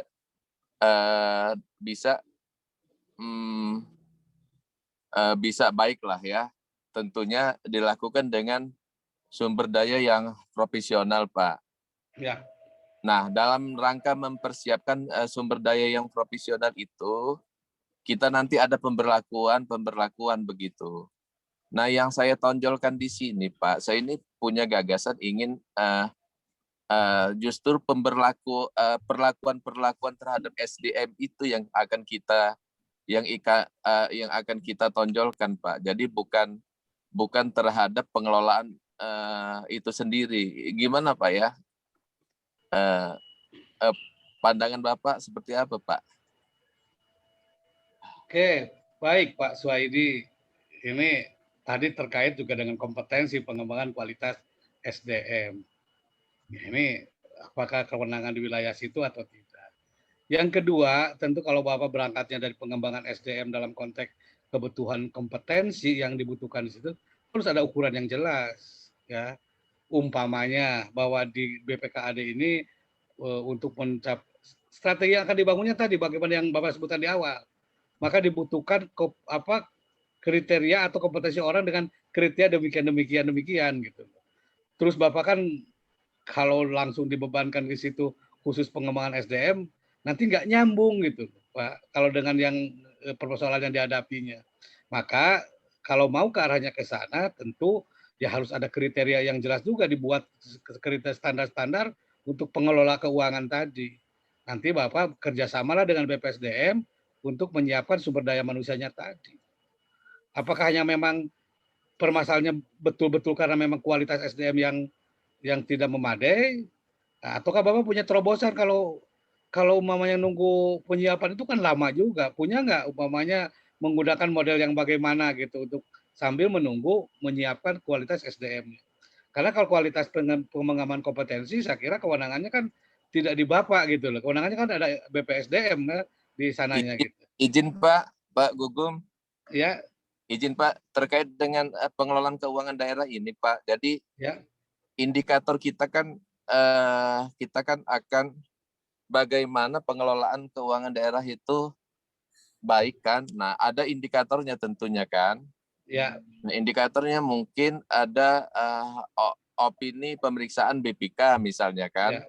Ya. Kemudian di dalam opini pemeriksaan BPK itu sendiri ada temuan di dalam perjalanan opini itu ada temuan-temuan BPK. Ya. Nah, mungkin indikator untuk memperkecil temuan atau memperbaiki bagaimana pertanggungjawaban keuangan itu mungkin itu outputnya Pak. Ya. Nah tapi di sini ada intervensi kita bagaimana meningkatkan SDM itu. Misalnya kita membangun organisasi pembelajaran di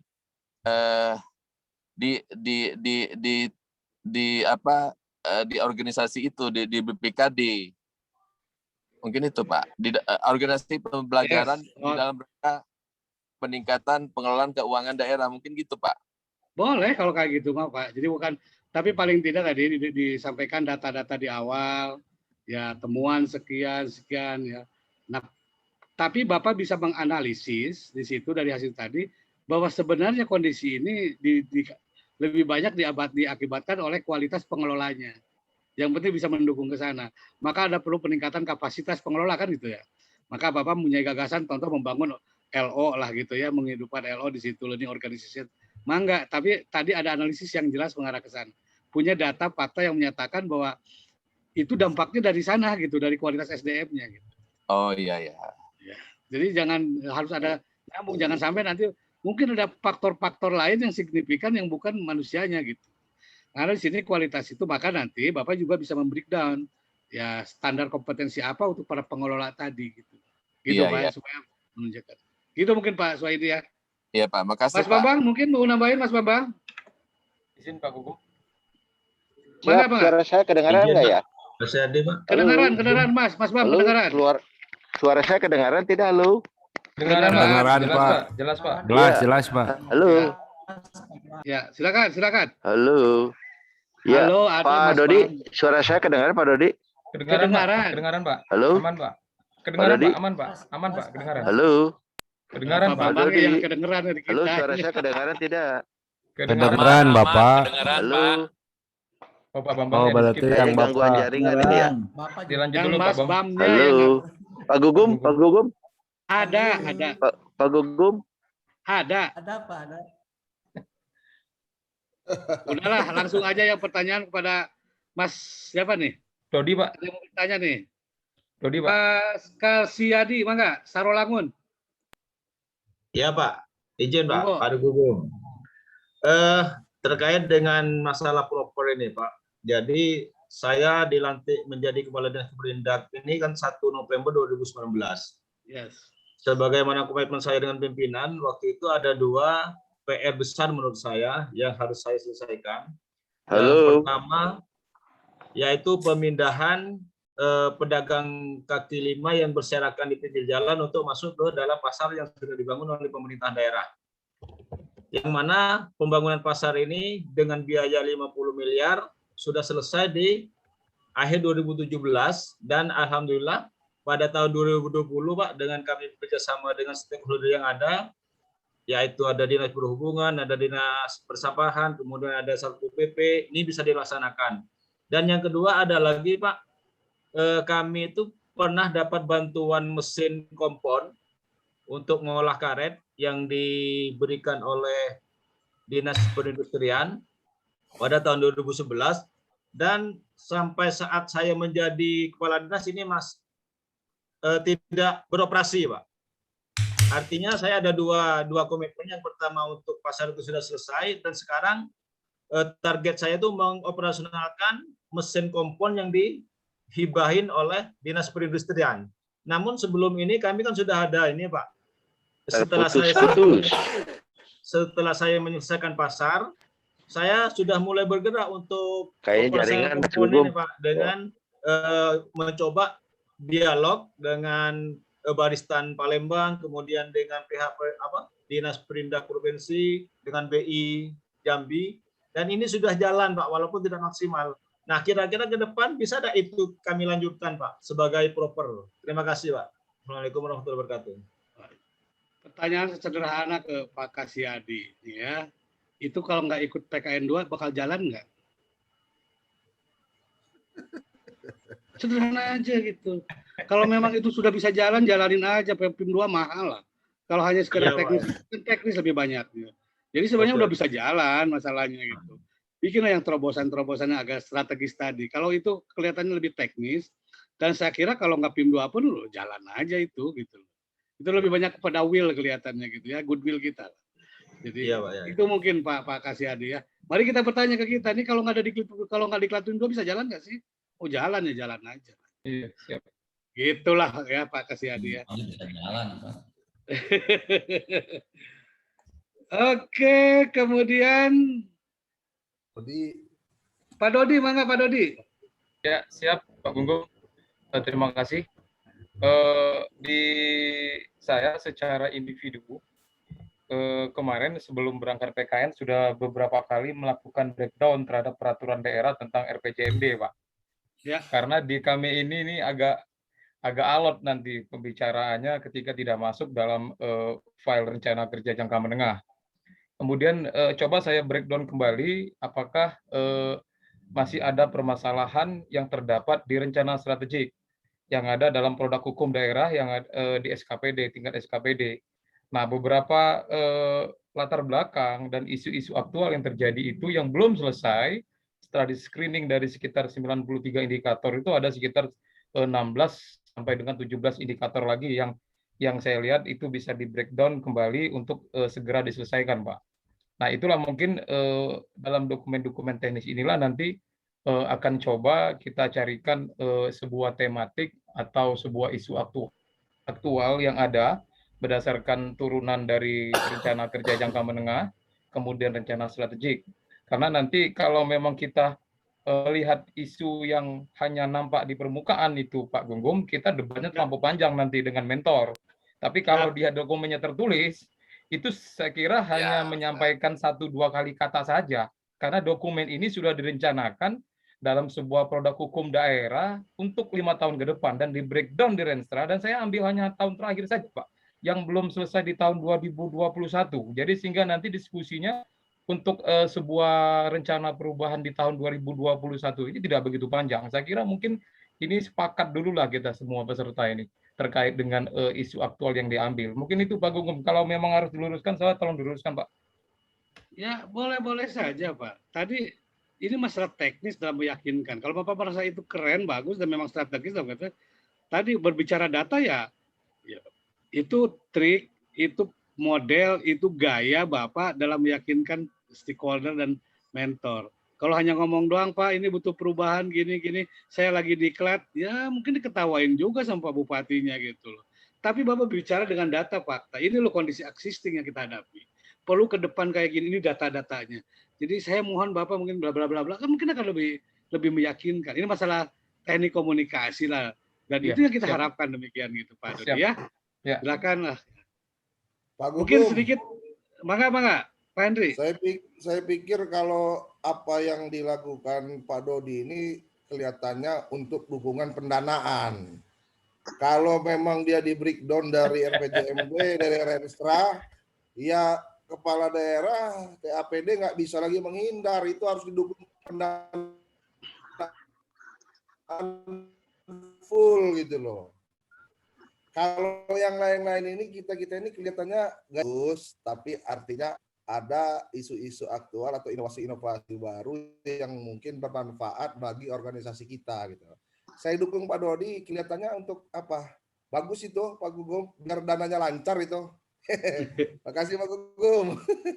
Kalau masalah inovasi tadi strateginya apa yang akan dilakukan untuk membuat tadi terobosan-terobosan tadi. Tetapi masalah teknik komunikasi bahwa bisa meyakinkan kepala daerah, meyakinkan TAPD sehingga keluar anggaran itu kan bentuk dukungan. Clear kalau menurut saya nggak masalah.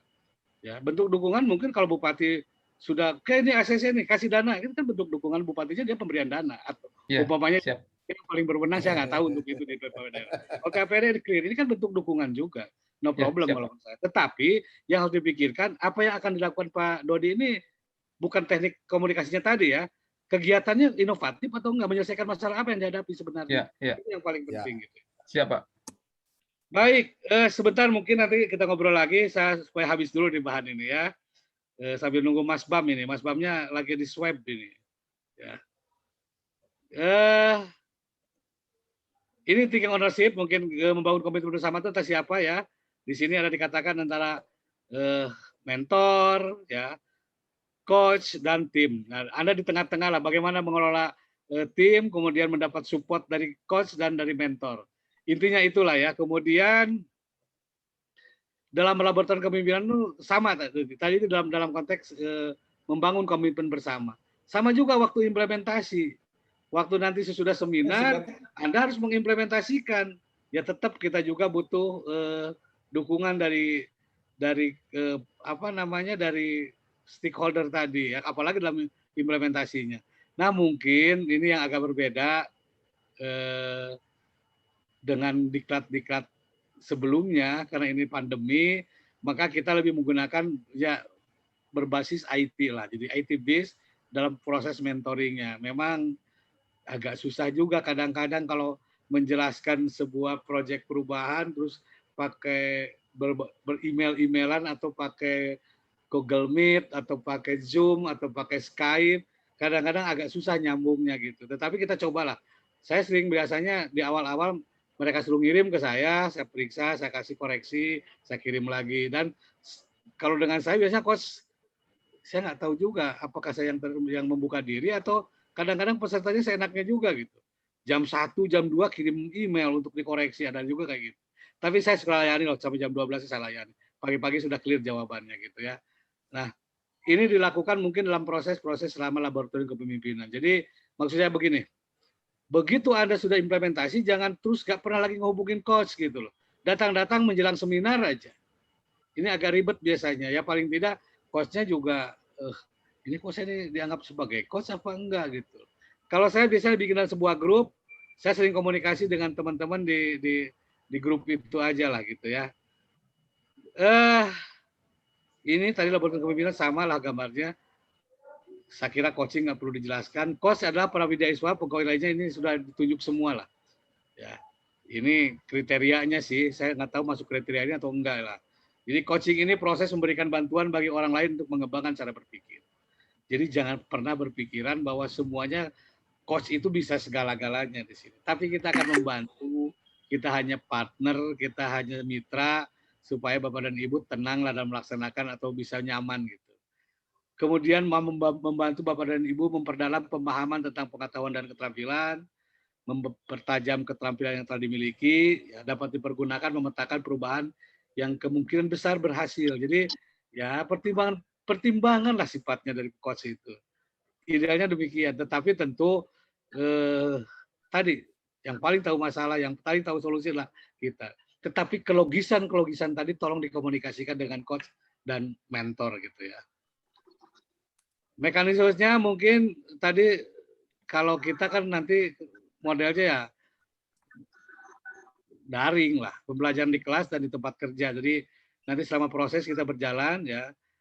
Nah, tetapi kalau dalam jadwal ada alokasi khusus yang mungkin dilakukan oleh penyelenggara melalui Zoom. Ya. Jadi ada juga. Tetapi secara umum mestinya Kalau dia sudah taken kontrak jadi coach, dia udah siap diganggu oleh para coachingnya kapanpun kalau menurut saya. Ya, jadi tetapi yang dialokasikan oleh penyelenggara kalau nggak salah hanya ada 3 kali coaching itu kalau nggak salah dan 2 kali waktu menjelang seminar akhir. Gitu. Jadi ada 4 kali coaching lah kalau nggak salah. Tetapi di luar itu silakan aja Anda berkomunikasi dengan para coach tadi. Mentoring tadi saya kira ini hubungannya dengan atasan bawahan lah. Bapak dan Ibu paling tahu kalau coach itu hubungannya kemitraan, kalau mentor itu sebenarnya belajar dari orang yang sudah lebih berpengalaman lah, intinya begitulah. Dan siapa yang dianggap lebih berpengalaman ya para mentor tadi gitu. Idealnya demikian. Maka kalau dia atasan logikanya dia harusnya lebih keren dari Bapak Ibu gitu. Karena dia lebih berpengalaman dalam mengelola. Ya walaupun dalam kenyataan tidak demikian juga gitu. Tetapi yang disebut mentoring mestinya logikanya adalah belajar dari orang yang lebih berpengalaman. Dalam konteks PKN maka mentor adalah atasan langsung. Tentu diharapkannya dia bisa memiliki kompetensi membimbing, melakukan masukan kepada coach-coach tadi, kepada para menti lah gitu ya. Saya kira ini teknis saja lah bisa di. Baik, untuk bahan paparan mungkin itu. Sekarang kita lagi diskusi lagi, kita lanjutkan lagi. Ada yang mau ditanyakan, mangga silakan. Mohon izin, Pak. Mangga Pak Susilo, mangga. Mohon izin Pak, saya Susilo monggo. dari Bawaslu Provinsi Kalimantan Tengah. Yang pertama Pak, Pak. Yang pertama saya memberikan apresiasi kepada Bapak. Ini begitu banyak tadi pertanyaan, namun Bapak tenang saja menjawabnya begitu. Ya, jadi kalau kita pusing semua kepala ini Pak. Yang suara harus tenang ya. Iya. Kemudian yang kedua Bapak, ini terkait dengan mentor. Nah, mentor karena posisi saya sebagai kepala sekretariat, maka secara administrasi saya bertanggung jawab kepada Pak Sekjen. Kemudian secara teknis operasionalnya, maka saya bertanggung jawab kepada Ketua Bawaslu Provinsi Kalteng. Sehingga di sini seolah-olah ada 2 matahari begitu. Nah, ini mungkin nanti ketika diskusi dengan coach ini mungkin akan bisa terpilah begitu. Yang kedua, kemudian yang ketiga, saya berpikir barangkali saja kita melihat ada sesuatu yang kecil ketika kita olah sedemikian rupa dengan sistem kerja dan sebagainya sehingga ini bisa jadi menjadi besar begitu. Itu yang kemudian bisa jadi hal yang besar yang strategik pun kalau kita salah mengolahnya, salah memanagenya sehingga itu menjadi suatu hal yang kecil. Nah ini saya kira nanti yang tentu saya mohon petunjuk dan arahan gitu Pak. Jadi ada 3 demikian Pak. Terima kasih. Mohon izin. Baik, keren Pak. Saya sepakat dengan itu. Ini bukan masalah besar kecilnya ya. Masalahnya impact dampaknya tadi gitu. Ini menjadi strategis atau enggak gitu. Kadang-kadang kita menganggap permasalahan sebuah yang kecil, padahal sebenarnya sangat strategis untuk segera diselesaikan dan dampaknya luar biasa. Itu yang harus perubahan yang dilakukan itu. Itu saya sepakat untuk itu. Ya, tergantung bagaimana cara membawanya ke level mana nanti dalam proyek perubahan. Yang kedua, pengalaman saya kalau KPU, Bawaslu biasanya di administratifnya lah ya, di tataran administratif mentornya biasanya. Karena kalau ketua Bawaslu itu kan hasil pemilihan itu kayak komisioner gitu ya. Betul. Dia mau ketuanya bukan. Dan biasanya kalau KPU, setahu saya dulu kalau KPU di provinsi itunya mentornya dari Jakarta kalau nggak salah dulu itu. Kalau dulu ya. Ingat saya gitu waktu yang di beberapa tempat yang saya alami ya Bawaslu, KPU biasanya ya kecuali kalau umpamanya ada di situ sekretaris KPU yang ikutnya kabinetnya ya sekretaris KPU lah jadi mentornya. Tetapi kalau dia di top manajemen dalam konteks kesekretariatan, maka mentornya tentu di bidang administratifnya itu ya di Bawaslu di Jakarta kalau nggak salah. Siap, betul Pak, siap. Biasanya gitu. Gitu ya Pak Susilo ya. Nyantai lah, aman lah.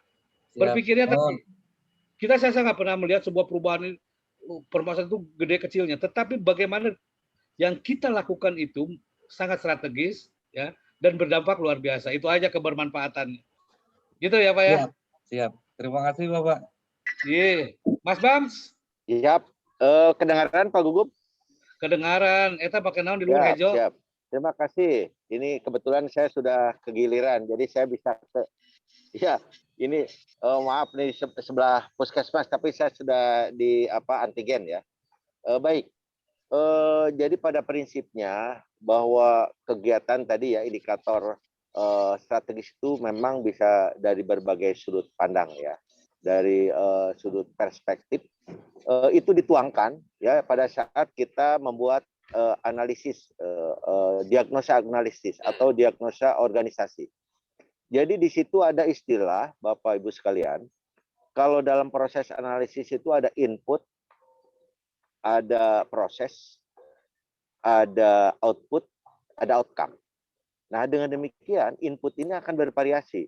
Tadi ada dari dokumen perencanaan strategis ya, ada Pak Dodi, ada Pak Asep. Ada juga dari temuan-temuan ya. Temuan-temuan tadi Pak Dodi dari temuan BPK atau BPKRI.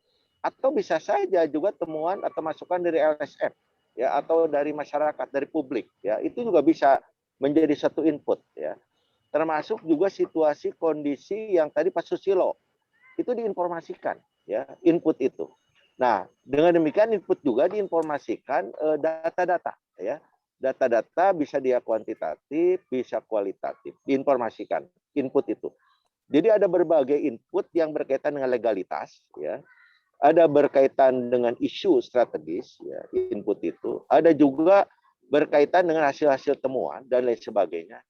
Yang jelas itu merupakan situasi kondisi existing ya, kondisi saat ini.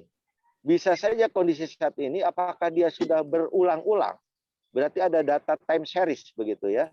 Nah, dari situlah baru kita prediksi ke depan ini harapan ya, harapannya untuk jangka pendek apa yang 2 bulan, jangka panjang apa jangka menengah 6 bulan dan seterusnya. Nanti di situ akan keluar perbedaan gap ya antara harapan dengan kondisi existing. Nah, gap itulah yang Bapak Ibu informasikan masalah utama. Jadi masalah utamanya ketemu, kemudian penyebabnya dicari. Apakah hanya dari internal ya atau justru dari eksternal? Itu diinformasikan. Termasuk juga adalah dampak dari apabila masalah itu tidak diselesaikan ya. Penyelesaiannya pun akan bervariasi gitu ya. Mana yang akan diselesaikan secara bertahap untuk jangka pendek ya 2 bulan, jangka menengah dan seterusnya. Nah, setiap tahapan kegiatan itu tentu akan menghasilkan sesuatu produk, menghasilkan sesuatu output. Nah, nanti akan bisa dilihat bagaimana Bapak memimpin, memobilisasi, ya, menganalisis, ya, setiap tahapan tadi. Jadi tidak bekerja sendiri, karena ini pelatihan kepemimpinan, ya, memimpin stakeholder. Nanti muncul di situ setiap tahapan kegiatannya, stakeholdernya siapa saja. Ya, baik internal maupun eksternal, itu pun dari situ akan kelihatan ya tingkat strategisnya bahwa kegiatan itu memang perlu diatasi, ya perlu diselesaikan. Ya, jadi Bapak dukung informasi tadi harapan, existing, gap, ya masalahnya apa, dan ini akan dilakukan dengan beberapa kegiatan yang akan menghasilkan output yang memang bermanfaat. Nah, di situ Bapak akan jelaskan before, after, sebelum adanya kegiatan ini, setelah nanti adanya kegiatan ini, apa perubahan yang signifikan yang bisa diuji cobakan dalam jangka pendek 2 bulan, apa kegiatannya, apa outputnya, apa manfaat. Disitulah yang akan terus akan memunculkan bahwa itu kreativitas saya, itu inovasi saya. Bisa saja bahwa itu adalah merupakan pengembangan, percepatan, atau penggabungan, ya, atau pengembangan, tapi jelaskan di mana dia pengembangannya, di mana dia peningkatannya, di mana dia percepatannya. Nah, itu dijelaskan. Oh iya, ternyata ini tidak bisa diselesaikan dalam jangka pendek. Harus ada berkelanjutan. Nah, itulah tadi ya bagaimana analisis Bapak menginformasikan, didukung dengan data dan informasi sehingga itu jelas ya tingkat strategisnya, tingkat manfaatannya, tingkat permasalahannya sehingga itu perlu diatasi. Saya kira begitu Pak Gum dari saya sebentar. Baik. Ya. Ada lagi? Saya kira udah clear ya. Halo? Halo? Ada suara saya? Ada dengar Pak, jelas. Oke. Ya, Baik, jelas, sebagai Pak. closing aja mungkin Pak Bambang, ya kalau kita juga istirahat akan masuk kelompok-kelompok. Jadi sederhananya gini lah buat Bapak dan Ibu, sebuah proyek perubahan itu. Sebuah proyek perubahan itu ada beberapa pertanyaan yang harus dijawab. Ya, kenapa saya mengangkat ini? Yang kedua, kalau saya mengangkat ini, ya manfaatnya apa? Gitu ya, baik untuk internal maupun eksternal. Kalau saya laksanakan ini, maka tujuannya adalah ini, kan gitu. Kalau saya laksanakan ini, tahapannya ini. Kalau saya laksanakan ini yang terlibatnya atau stakeholdernya. Dan kalau saya laksanakan ini, begini model teknik komunikasinya untuk atau strategi marketingnya. Ini gini maksud saya. Saya mengambil gagasan ini bisa dijawab dari latar belakang. Reasoningnya jelas. Kenapa saya mengangkat ini? Dan kalau saya lakukan ini di jangka pendek, tujuannya ini, ya jangka menengah ini, jangka panjang ini. Di jangka manfaatnya? Kalau saya lakukan si gagasan tadi, maka apa manfaat untuk eksternal atau untuk organisasi adaptif juga di situ. Dan kalau gagasan ini saya laksanakan, ini loh tahapannya. Maka kita sudah ngomong milestone di situ. Nah, kalau saya laksanakan gagasan saya ini, tentu saya tidak bisa sendiri. Maka saya harus memetakan stakeholder. Siapa stakeholdernya? Baik internal maupun eksternal. Perannya bagaimana? Tapi tentunya tidak mudah untuk mendapati stakeholder tadi. Maka saya memiliki strategi marketing sektor publiknya kayak begini. Saya kira itu sudah menjawab sebuah proyek perubahan, segitulah isinya itu. Jadi proyek perubahan nggak perlu kanal-kanal, tipis aja lah. Yang tebal itu nanti paling kalau ada di di eviden-evidennya nanti kalau udah implementasi. Saya kira mungkin itu untuk hari ini Pak Bambang ya. Sudah 5 menit lagi. Ya, sudah 5 menit lagi ya, siap. Dan sudah cukup, kita istirahat. Langsung Bapak dan Ibu bergabung dengan coachnya masing-masing. Ya, lebih mendalam lah. Ya, untuk ya. Yuk bangun chemistry dulu lah dengan coachnya ya. Kalau saya lihat sih coachnya qualified semua, aman lah. Dan saya bilang tadi di awal, wajah Bapak Ibu, wajahnya wajah eselon 1. Yang kedua, kalaupun Jabang tentu kok bayi yang sakti-sakti ya. Ya kalau Gatot Kaca di kawasan di muka dilemparin dengan berbagai senjata untuk berperang, Bapak dan Ibu di sini dilemparin oleh berbagai narasumber untuk berpikir lebih kreatif ke depannya. Dan mudah-mudahan tentunya tadi ini mempermudah Bapak dan Ibu bekerja. Satu aja lah kata kuncinya mah. Ini mah masalah duniawi, tenang aja. Demi Allah selesai. Demi Allah selesai gitulah ya. Ya, kalau nggak selesai mah aduh. Dipertanggungjawabkan. Nah itu yang harus dipertanggungjawabkan. Kita ini biasanya berangkatnya sok haseheula. Ya, dimulai aduh kalau saya mah komeok memeh dipacok Pak Gugum. Nah, tapi dari wajahnya masa wajah komodoi eta Pak Bambang. Ya. Kalau orang pakidulan mah harus lebih sakti gitu. Iya. Kayak orang mancanegara masalah sini. Ya. Pak Boy penuh optimasi, Pak Boy. Oke, saya kira itulah Kang Boy ya. Siap Pak. Santai aja lagi, pasti beres lah kayak gitu. Iya. Terima kasih banyak. Sampai ketemu nanti yang coach saya di grup saya. Kalau nggak salah dari kelas ini ada beberapa orang, ada Pak Davi dan saya lupa lagi siapa lagi di sini. Dan itu sampai sore lah. Sok ngobrolin apa gagasan-gagasan yang tadi dikemukakan dengan para coachnya. Berangkatnya tadi bangun trust, bangun kepercayaan dengan coachnya masing-masing. Saya kira itu. Terima kasih banyak. Pak Bambang, kita tutup saja mungkin ya. Siap. Ya, dengan mengucapkan hamdalah. Alhamdulillah. Saya kembalikan karena yang membuka Pak Bambang, saya kembalikan ke Pak Bambang juga. Mangga Pak Bambang. Ya, baik Bapak Ibu sekalian, itulah materi kita taking ownership. Jadi bagaimana apa yang sudah Bapak pikirkan itu menjadi pemikiran bersama. Ya, jadi itu nanti sebagai bahan Bapak untuk menghadapi mentor, kemudian menghadapi stakeholder, tim efektif ya, supaya beliau mendukung ya, semuanya mendukung. Dan itu merupakan kegiatan bersama ya. Jadi kepentingan bersama untuk organisasi masing-masing itu silakan dilanjutkan. Jadi saya kira demikian, kita tutup saja dengan mengucapkan hamdalah. Nuhun, kasadayana nuhun. Nuhun Pak Gugum. Mohon maaf kalau ada yang kurang berkenan. Terima kasih Pak Gugun. Mantap Pak Gugun, mantap Pak Gugun, mantap. Ya. Kang Boy. Asep, siap. Ayo Ya. fogging Kang Boy. Siap. Oh, Fogging fogging. heula gitu. Pak, oke Pak Gugum. Pak Gugum. Nuhun. Ya. Gugum, Sabtu Siap. payung di mau motoran di Sancang. Siap. Ayo siap. Oh Pak Boy, Pak Boy. Pak Asep, Nuhun Pak Asep. semuanya ya. Mangga Ya, Pak. Izin dulu.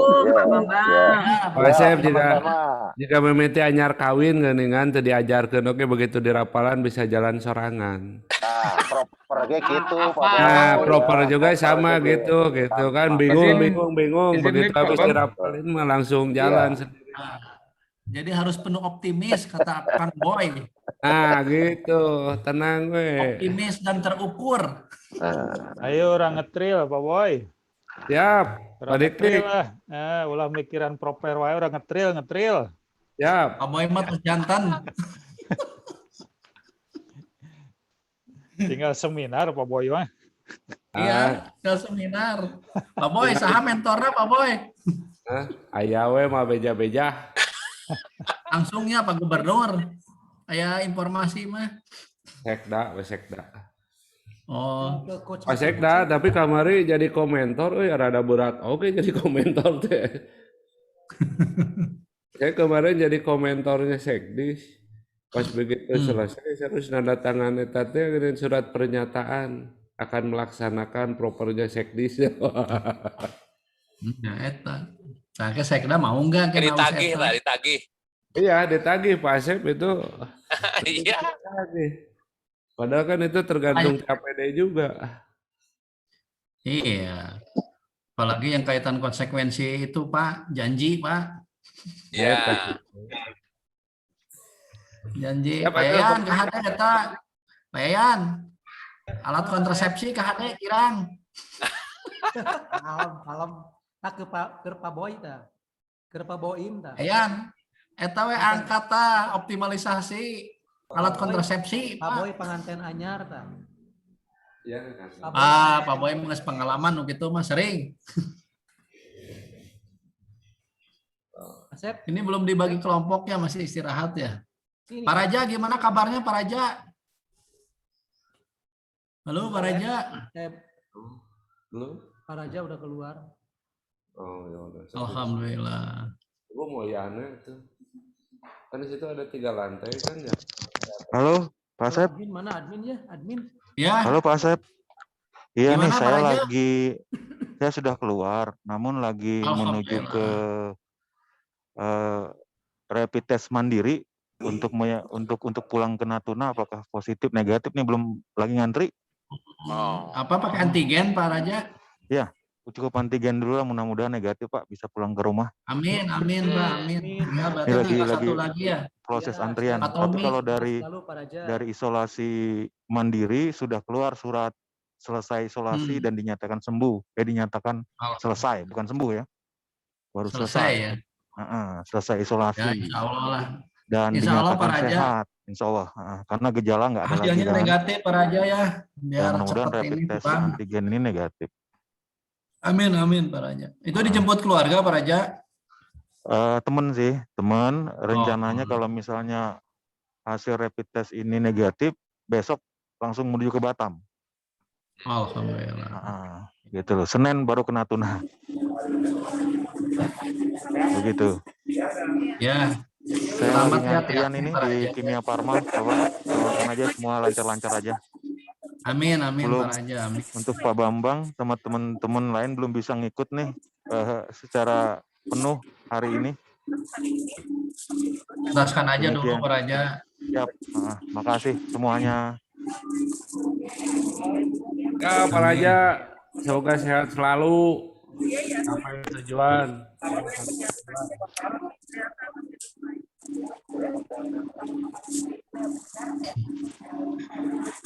Boy. Oi, siap. Proyeknya itu atau KIA. Oh, kereta api cepat. Ieu apa Asep ieu? Nah, hari ini Bu, kunaon Bu? Saya Covid Bu. Bu, kumaha Bu anu Covid kamari terus diangkut. Sudah lagi penyemprotan, makanya saya ini pindah dulu tapi sinyalnya jelek lagi. Ayo pindah. Di mana Bu Erna teh itu di Garutna? Tarogong Pak di kaki Gunung Guntur, Cipanas, Cipanas. Pantas ya. Apa?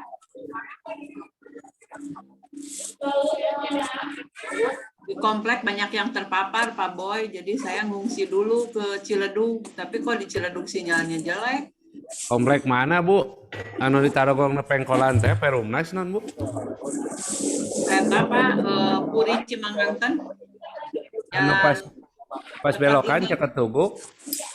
Bukan, yang sebelum ke Tugu belok ke kiri yang suka banyak delman. Oh, biar bagus linknya Bu, harus dekat itu katanya tiang listrik. Makanya ini juga agak di luar nih.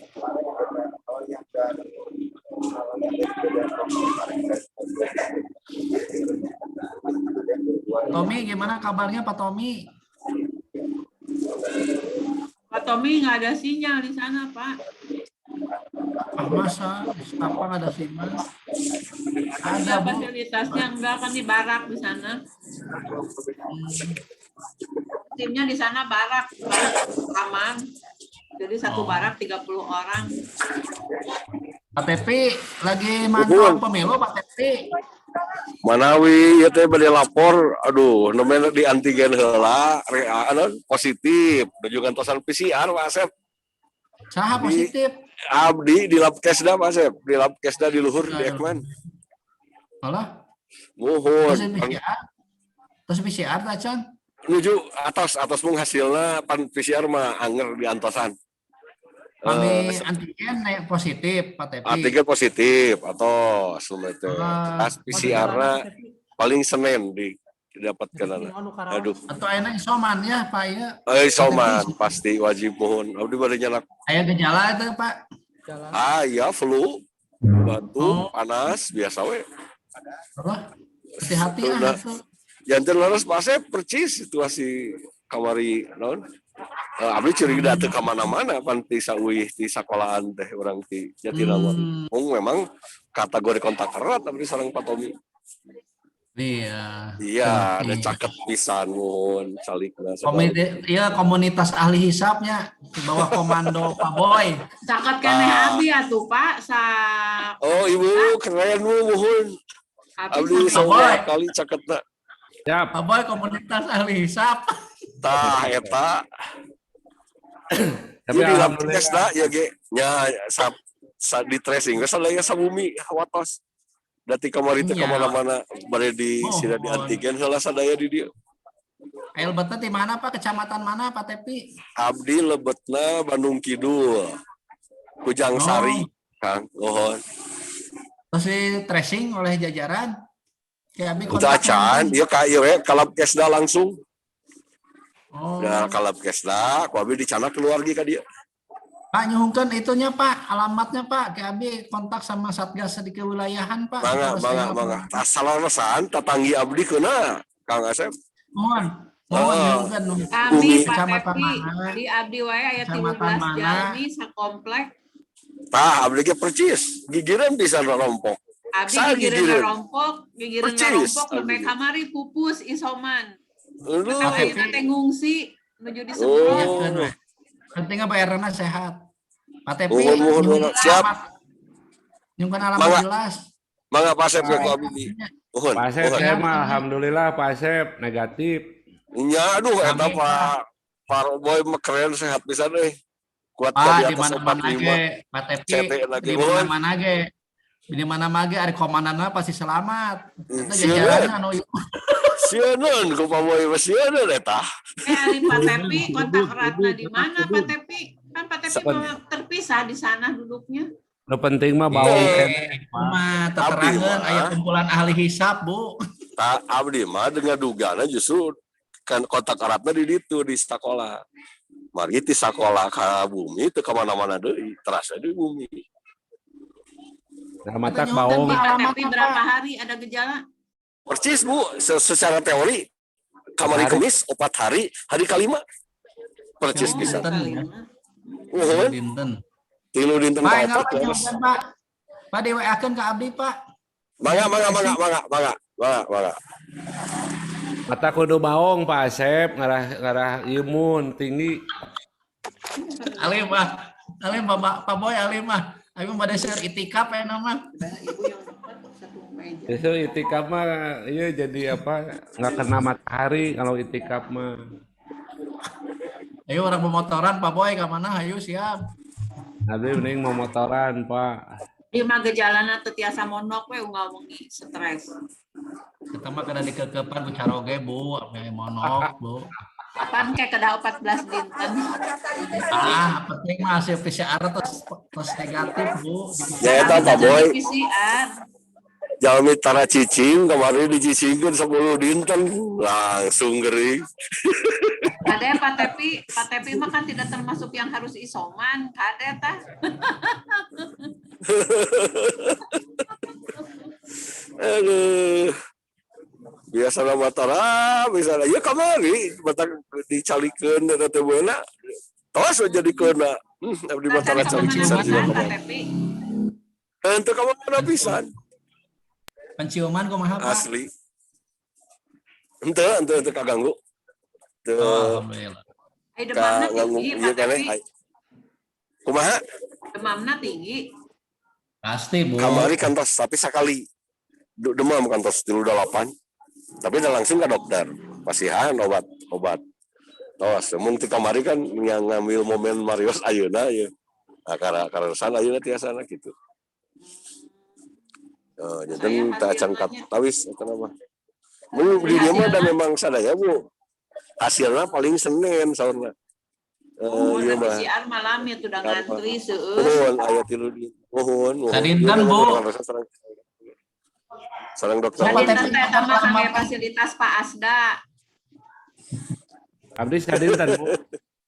Sadinten Bu. Ya Pak Boy pasti fasilitas itu sehari. Pak Boy mah sadinten, setengah dinten. Pak Boy kudu datang kamari, saya ke kunaon cenah lain kamari. Nyapa dia soal petugas itu araya. Jadi wes Senin cenah. Abdi mah alatnya hanya ada di RSU, di Labkesda belum ada Pak. Nah sekarang yang kontak erat itu banyak sekali ribuan, jadi menunggunya lama. Terbatas sehari running cuma berapa ratus, cuma 120. Di Labkesda oke sekarang itu ada 9.000 sampel. Nah, itu ada yang kena juga COVID, jadi berkurang. Sekarang ada bantuan dari ITB sama dari Unpad, Bu. Oh ya, alhamdulillah tuh. Tapi kalau Garut belum ada. Pak Tepi bilang Araya, kalau pesan ke Araya. Araya ya atas. Saya ke jam 8 jam 3 keluar. Mohon pelung biasa araya. Mau PCR. Bu dokter mohon kami. Karena saya aya si Kang Tulus. Keur dipariksa oge. Terus sekedar naon di dia. Ya, istrinya juga kena, kalau nggak salah istrinya juga positif Tulus. Mana ya, Tulus? Iya barusan ketemu cerita. Iya. Ya, Tulus oke. Matak Tulus mau motoran deh gitu. Iya, orang jadi kita gara-gara teu ka mana kamari cukup 10 hari tah cicing Kang Boy. Gering we. Iya, kita kurang ini Pak sinar matahari. Sekarang kita ada di rumah susah mau dapat sinar matahari jam 8 sudah. Pak Boy, pami mau motoran aya nama kudu nganggo APD supados aman ya. Oh, kaleuweung Pak mau motorana Pak. Oh, kaleuweung kanu nya. Kaleuweung mah langkung dahsyat Pak penyebaranna mah. Bebas Cileweng mah Kang Boy bebas. Tuh tinggali Pak. Oke Sabtu Payun ah. Iya beli geger apa boynya mun teu kopi ditinggalikeun. Sakuliah Jawa Barat maka tincak. Boy, eta anu diboncengna saha eta Pak Boy? Nah, duka eta mah. Jangan kemana-mana. Ngan aneh hari Pasep ulah menjanak nyanak ransol lati bumi mana naonan juga teu aya wae di calon tuangeun di jalan. Awas ini. Ya, bawa ya, masuk di jalan ge. Tapi damai. KTP menuju di mana ieu? Masih di Labkesda Kang Sep. Oh, Labkesda. Di Labkesda di luhur di Ekman. Ke KPSDM, KTP henteu dirujuk KPS. Untuk sekarang pun bojo di Canaka dieu wargi di dia aya nya di dia. Kita yang di Pasteur abdi mohon. Panitia nanti digabung. Oh, di Bumi. Mohon di sana di Canaka dieu, mohon sadayana di tracing ku abi sina di Parios. Kalau ke coach masing-masing teh kita sendiri atau nanti sama panitia? Masing-masing. Lagi Bu, kelompoknya ada masing-masing coach. Kayaknya mah di breakout deui. Kayaknya di breakout deui per coach. Ke panitia ya? Nanti sama admin. Panitia aja nama. Nanti sama admin. Pak Yudi, kumaha damang Pak Yudi? Pak Yudi mah keur pemilihan sekda sibuk.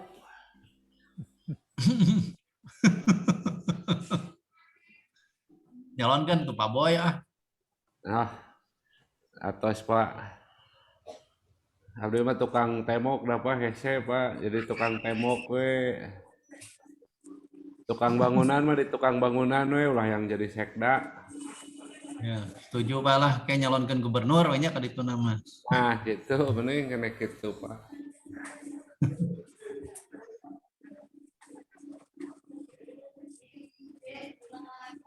Happy aduh, aya we nya. Nuhun Pak, duh, lagi abdi beli lip heula. Ya sok KTP lah mangga. Mudah-mudahan nuhun. Pengemutan heula Pak. Tong pengemutan heula proper Pak, konsen heula Pak. Nuhun Pak biasa we. Justru Pak, itu mending dilupakan dengan kegiatan sehari-hari Pak Asep. Jadi kalau di emutan orang udah ngemutan anu teu puguh gitu. Iya, betul. Nikmati aja lah. Ya berpikir biasa aja, back mainnya biasa gitu Pak Tepi, jangan. Siap Pak Boy, leres ka hartos pisan. Nanti jangan apa jadi tambah ngedrop gitu. Apalagi Insya nanti kalau udah di tracing sama Pak Asep itu biasanya aya di ieu ku tatangga biasanya mah di apa namanya? Kalau rasal memang abdi tatanggi keuna pisan, sapalih bumi pisan. Ya biasanya diponis ku tatangga.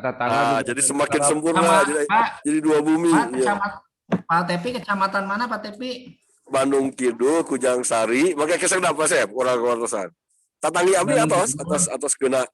Jadi aya. Kelurahan Kujang Sari. Mohon. RT. RT 3 RW 10. RT 3. Susilo sehat Pak Susilo. RW 10. RW 10. Mohon terus. Haji Bardan. Alhamdulillah sehat Warna. Alhamdulillah. Eta Pak alamatna? Mohon. Haji Bardan 3A nomor genep mohon. Percis sapali abdi pisan tapi di atas lungsur kamari ti gugus tugas. Sapali abdi pisan. Alhamdulillah kalau sehat Pak. Mantap Ibu.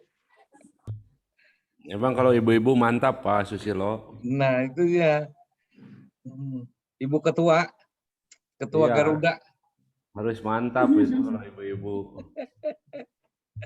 Kasihan Pak Tommy nggak bisa gabung dari kemarin. Iya, Bu. Bapak Ibu mohon maaf, silakan berpindah ke link untuk coaching masing-masing ya. Linknya di mana Bu? Ada di grup WA-nya Pak. Yang tadi Bu. Oh iya. Iya, oke. Ya, Ya, yang ini mohon makasih izin ya saya Bu ya. Ya, masih mulainya 10.30 kok Bapak Ibu. Cuman ini linknya mau dipakai jadi saya tutup ya, mohon izin saya tutup ya. Terima Mari kasih, Ibu, Ibu. mari Bapak. Sampai jumpa. Ya.